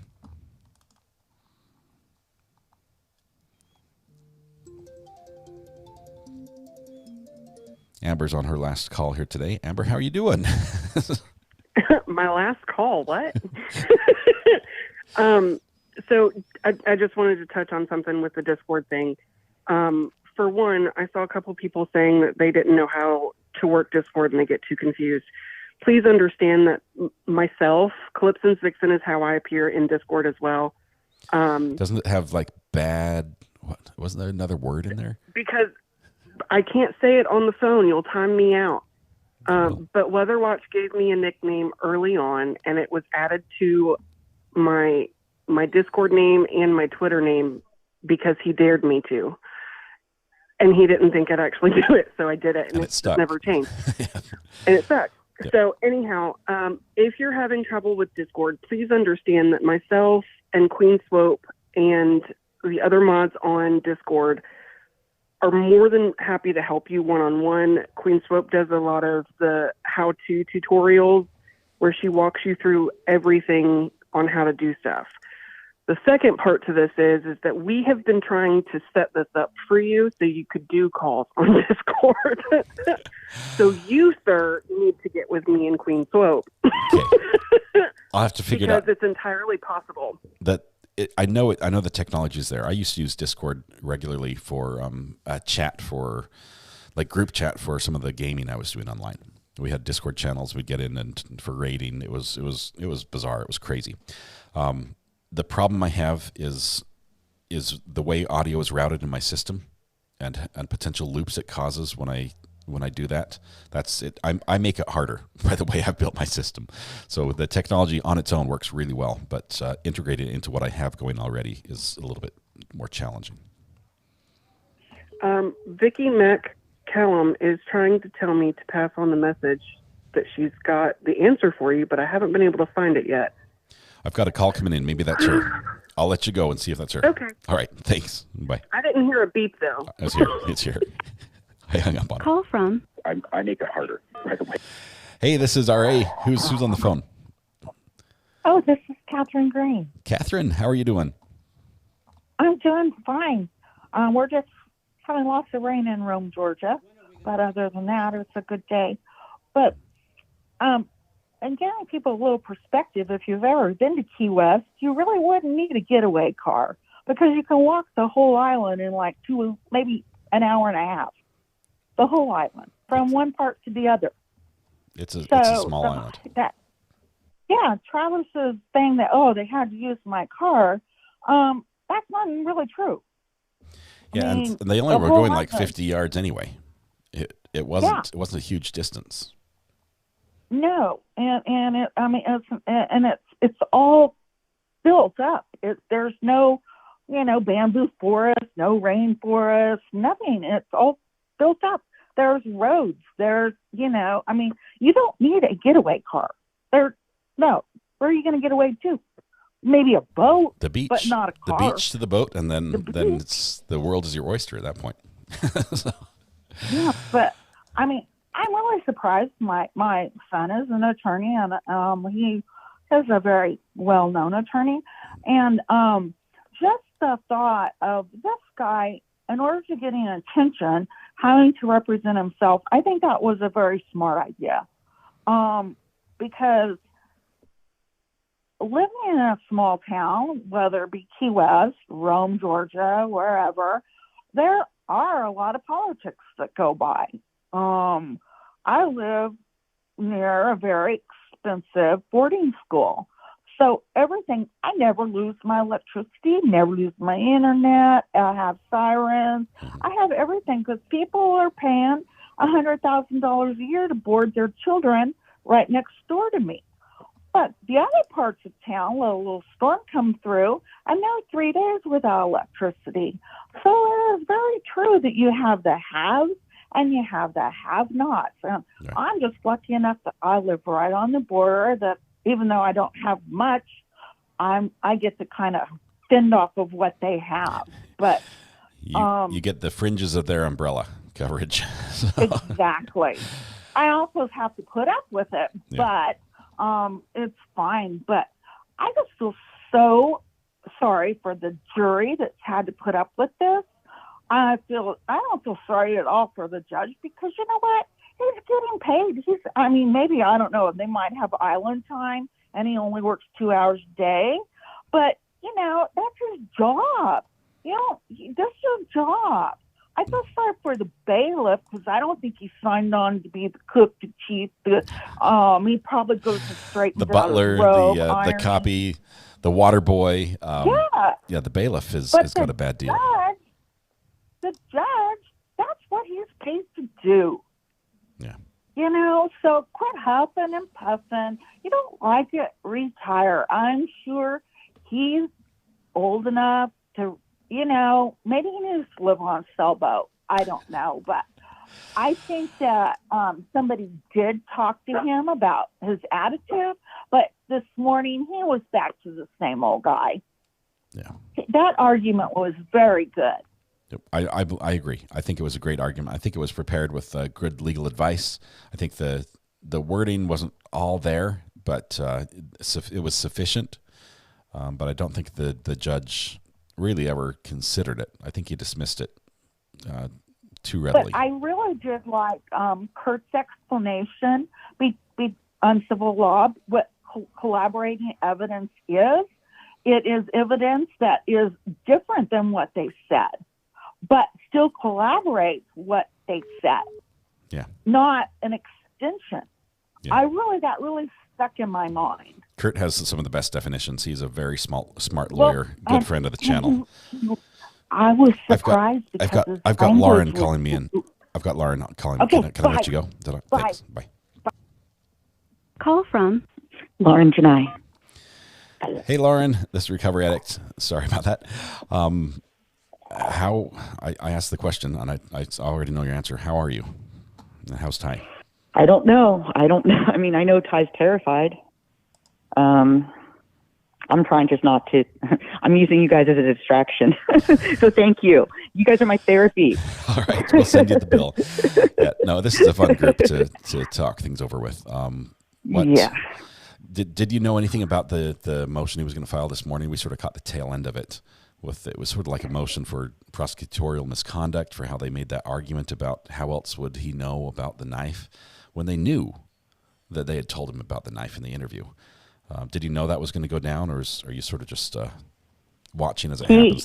He called me. He called me early this morning and told me that he had spoken to his former attorney Jerry, and I was like, they're not going to. Jones isn't going to let that in. He's like, no, he asked to. And he felt really confident that he was going to be able to get that video clip in. And honestly, I woke up late, had to catch up and watched the argument and the judge's ruling, and I thought it was horrible. But the thing is, I'm not surprised because this judge doesn't want any information coming into that trial that's exculpatory to Ty. Yeah. He just doesn't. It's not fair. He's not balanced. He's not, in my opinion, I know people don't like me criticizing the judge, but I've been watching his antics for 6 years. Right. And that video would have been, in my opinion, sealed the deal for Ty's innocence for the jury. Yeah, it's exactly what he said in court. It's exactly, he sounds so genuine. He's obviously telling the truth. And that antic that the prosecutors did in their, closing arguments or whatever, saying, oh, he must have been there because he knew Matt's blood was on the knife. That's just a low blow, grasping at straws. It's pretty thing bad. To do. I said this. I said the state is asking us to make a jump to a conclusion based on, I wouldn't even say evidence, but based on some facts. They're asking us to jump from point A to point Sean, B, and it's such a width that hey, it's absurd. I have to go. Yeah. Okay. Tyrone's calling me right now. I'll call back. Thanks. Bye. We'll catch her in just a little minute. And I'm sorry for everyone. I rushed off the phone. The jump the state wants us to make logically is huge in my mind. The jump that Tyrone made in thinking that they told him that Matt's blood would be on the knife is very logical and very small. Let's see. Hang on one second.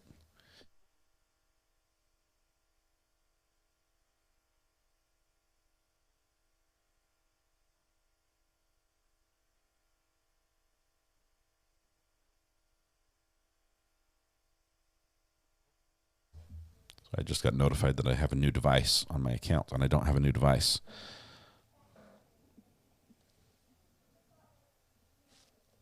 Hang on, I'll check one more second.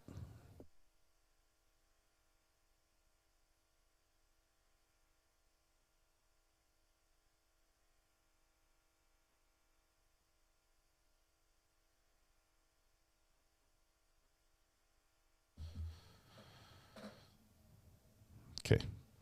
I think it's my kids. I think they're just messing with something. But I take that seriously. I don't like a new device. It's bad if something joins on my Apple account that shouldn't be there. All right. Yes, we were just speaking with Lauren. She's talking to Ty now. The jury is not back yet that we know of, but Ty's going to find out probably first because the court's going to notify him via a telephonic device, according to the judge, or telephonically. So Ty will get a phone call saying, come back to court. The jury either has a question or the jury has reached a verdict. And then he'll come back. The lawyers will also get the same notification. In the meantime, the judge is doing things, possibly in another courtroom. I don't think it's going to be in this court. Here's Lauren again, just 1 second. Call from Lauren tonight. Hey, Lauren. Thank you. This is Scott. I apologize for... Not a problem. Yeah. I think I was talking, but I was saying that the state's asked us to wants us to make a huge jump to say that Ty is there's evidence against Ty logically from what the little bits and pieces they have, and at the same time they discount the jump that Ty made from when they said we have found a bloody knife with fingerprints on it, and we have a victim with stab wounds that match the knife shape, and so Ty makes the jump to say that it's going to be the victim's blood. And they think that's not reasonable. I thought that was a bad call by the judge. I think so too. And I think he did it because that was so strong in Ty's favor. And it's unfortunate, but I despite everything, I'm very optimistic. Obviously I think there's reasonable doubt. Yeah. So we just have to hope that Can the I jury ask you, sees it that way. Have you heard anything regarding the jury? We don't have any idea as far as the jury makeup. We obviously didn't see where they're for jury selection.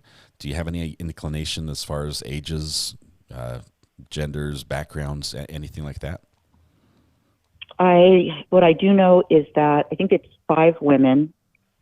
Ty told me that the prosecution was trying to pick only men at one point, but he was able to get some women on the jury. I think they're all white except for one person of color. Not sure what color. And they're older is the other thing. I don't know exactly the ages, but like middle age, I think, is what I was told. And that's about all I know about the makeup. Do you know? Ty says that. Yeah, go ahead. Do you know if they're from the county, right? So it's the county that they pick jurors from, not necessarily from the city or from the island. So it covers a bigger area. I believe so. Okay. I'm not sure, but I believe so. Has Ty given you any indication as far as possibly thinking maybe there's a connection or something he said has resonated with a jury member or anything like that? Is he able to pick any of that up?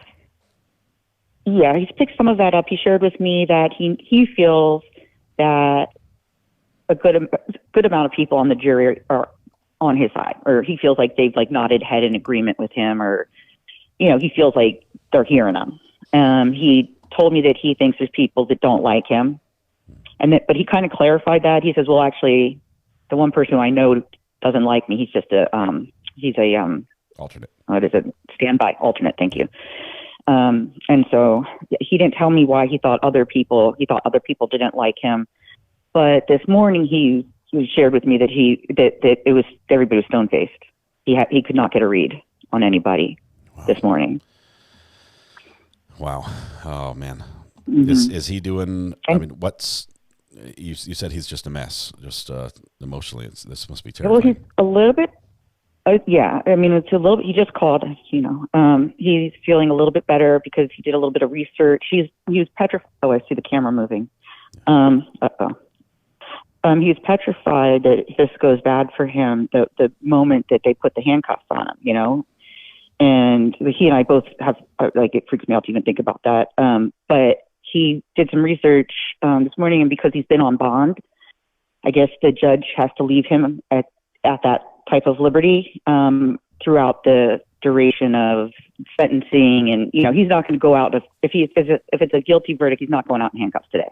So there would be a pre-sentence investigation or something like that may take, it might be a week or two. Yeah, and I think there's some time to make appeals or whatever. There's the stuff that happens after the verdict. So that made us both feel a little bit better. With the verdict, if we're both, you and I are both on a lot of chat here with us, are hoping for a not guilty. But if a guilty verdict were to be returned, is this? I don't remember how Florida is. Is the jury involved in the sentence at all? Is it done separately? Is there a sentencing phase, or is that all come down to the judge after? I guess if there's a pre-sentence investigation, that must be the judge that does it. I am not sure. And I should know a lot more about this, but like I've been saying, I haven't thought through this because it's unreal and I don't want to think through it. But I mean, my impression was if he gets found guilty of the felony murder, it's mandatory life. That was my understanding, but I mean, obviously there's different jury instructions and different sentences out there. So I really can't give you a good answer. I'd be worried that if there's a mandatory sentence, that they would take him into custody immediately. That would be my concern. Yeah. I've seen that before in some other cases where there's a mandatory, even though the sentencing hasn't happened yet. Mandatory minimum oftentimes rushes the schedule a little bit. Man. Yeah, I'm giving him his moment of rest that he has, and I'll let him feel happy about what he thinks is going to happen. Worst case scenario. Yeah, man. Yeah, crazy. And it's interesting. Oh, go ahead. You ask questions. Our chat has a lot of questions, and we've tried to steer clear a lot of the stuff that we've tried to view this as the jury does oftentimes, and so we're trying to focus on that. But there are questions that have been presented and answers that we don't know, and I haven't dug into. Like what happened to April? What was we heard in the closing from Ty that he said, there's a reason that April's not here. What was the reason that April's not here? We know she passed away. Is there something suspicious about that, or? I mean, so just to be clear, and so there's no confusion because there's two Aprils in this situation. So Anethea Clay her street name is April, and that's who I assume you're talking about. I believe so. She has passed, and nobody. I mean, I don't know how easy it is to find death records or why somebody died. I don't go looking for that kind of information much, but I haven't been able to find anything about her cause of death. And everything about this woman has been suspicious from day one. So, they lied. The former prosecutor, Colleen Dunn, who had her license suspended because she lies to the court and other things, lied at the court that they could not find Anethea Clay to question her, they have her phone number. She was in the same place she always was. That was just a lie. I mean, they did not. They interviewed her the night of the crime. The video, the body-worn camera video, we got maybe a 3-minute clip of it. We didn't get the whole interview.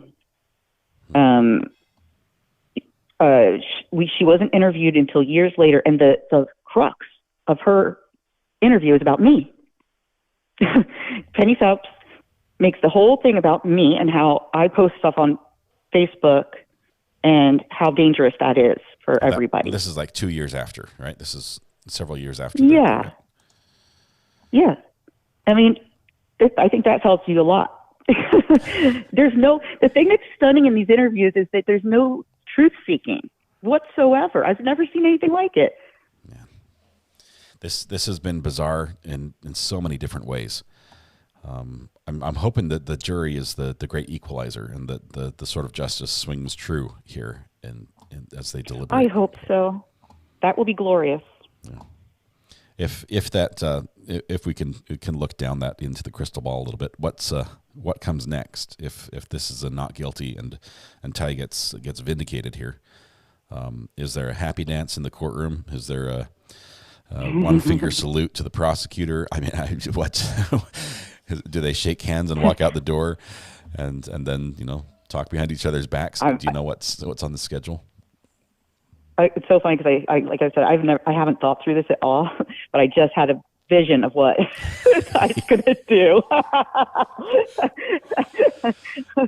Two middle fingers up. Yeah, judge won't like it, but yeah. Nope. Well, that's what I predict. well, we're hoping and praying for a good result here, and obviously, if there's anything we can do to assist, I've said I'd love to talk to Ty after this is over. I do feel very conscious of of making sure I'm not involved in the trials we watch, because that not only it has some optics issues for the channel as well as for other court cases where we're working with judges. But once this is over, I know Ty's texted me, left a message. I'm going to reach out to him and see if he would like to talk. I'd love to hear, because we only see what we get to see, right? And we see a little bit more than the jury, but there's so much more that he's seen and lived, and you've lived over the last several years of this. So that will be interesting to go into. Lauren, I apologize, by the way, for calling you Janelle. So. That's okay. No worries. All right. Thank you so much. It's wonderful to talk to you as always. Good luck. Hang in there. Thank you. Bye. All right, bye. I appreciate her calling. My audio is low. I bumped it a little bit. Is that better? Thanks, I am Dave. I appreciate having some audio experts in here that can help me out. I think we have lunch is what we're going to do. It is 12 o'clock here. We're going to take a lunch till 1. The jury is probably going to deliberate through lunch because we know the judge, did you guys remember this? The judge said something about the clerk has like a fund. They've got like a slush fund that we can buy lunch out of. I'm like, there's just like a drawer full of money in the clerk's office that we buy jurors lunches out of? Where does this money come from? Where does it go to, and who monitors it? Is it audited regularly? I'm curious. Inquiring minds want to know. All right, we're going to take a lunch break, an actual lunch break today. I'm hoping that the back door is my packages arriving. I have to sign for them when they get here. So we're hoping that happens today as well. Court, as we watch right here from the Treehouse trial, nothing is happening. The timer is cut off. Funny, but. The timer we're at 106 minutes. Sorry, we count in minutes here for some reason. I don't know why. Probably because I can't find a good application on an iPad, an old iPad that will work well. But so we're just shy of 2 hours. In 14 minutes, it'll be 2 hours of deliberation time. We're thinking the jury hopefully is able to either reach a verdict or reach the conclusion that they are hung. Soon. So I don't think we have ever had a hung jury in any of our case watching. I don't think that's ever happened. We've got one call from a good friend. Ricky Watson. Talk about accents. We've had the Welsh lady and now Ricky Watson on the phone. Talk about contrast. Mr. Watson. Ricky, how are you doing, my friend? I'm doing wonderful. How are you, sir? Doing just great. I'm guessing. Well, let me just say this. I'm guessing that you can't understand the Welsh lady, and the Welsh lady probably can't understand you. I'm just going to put that out there. But what's on your mind? Well, I mean, that's all right. Nobody can really understand me any rate. So, by golly, I think the only one that can really follow me on my cowboy theory is Mr. Ayden. Yeah. Well, but at any rate, now I saw a lot of folks yonder on the chat, saying to call in, say it was Ayden's, and I can't talk like him, so I'm just gonna say my name's Ayden for right now. You're gonna try to get in trouble. Just to pull his leg. Yep. But at any rate, gosh dog, if they come back with that darn guilty plea, they're going to hear a lot of stuff, because I guarantee you this, excuse my French, but they got all the media off in this now, and that state is kind of like embarrassed themselves, and it's like, when Miss Lauren calls in, I appreciate what she does and everything, and I commend her for that. And gosh dog, I hope her and Ty just dog out the whole world, Yeah. Ricky, I'm with you on this one. We're gonna wrap it up on that note. I appreciate you putting a bookend on this. We're gonna get ready and go to lunch. Hopefully there's a verdict, and hopefully it's a good one here when we come back. All right. I appreciate you, sir. Yep. Thank you. We'll see you, Ricky. Everybody in chat, gosh dog, y'all have a good day. Ivan says, I'd pay big money to hear Ricky speak actual French. Oh, gosh, dog, you don't want to hear my French. I guarantee you that. I'm not sure if YouTube will allow it, but thank you, my friend. No, sir, they wouldn't. All right. Have a great day. We'll catch you later. All right. I appreciate you, sir. Yep. Bye-bye. Yeah, bye.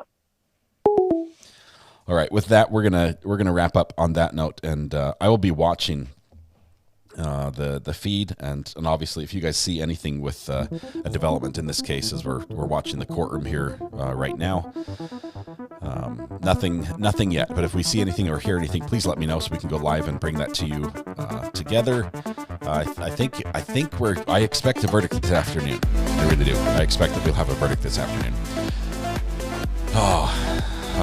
And we'll have verdict music. We'll have verdict music if we do. So we have that to look forward to as well.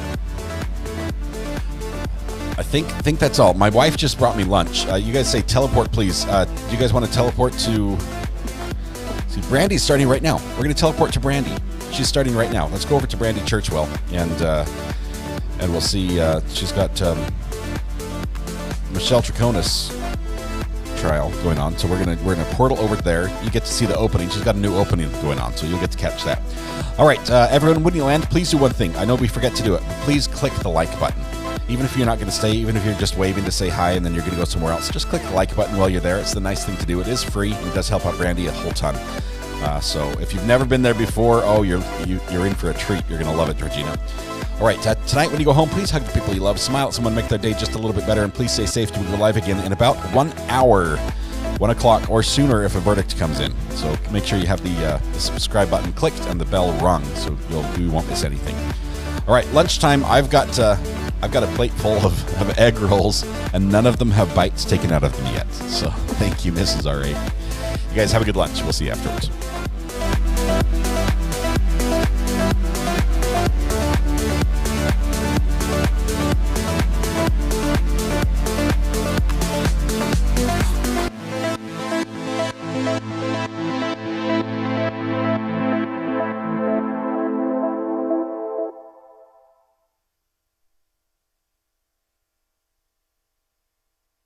Because he's the guy.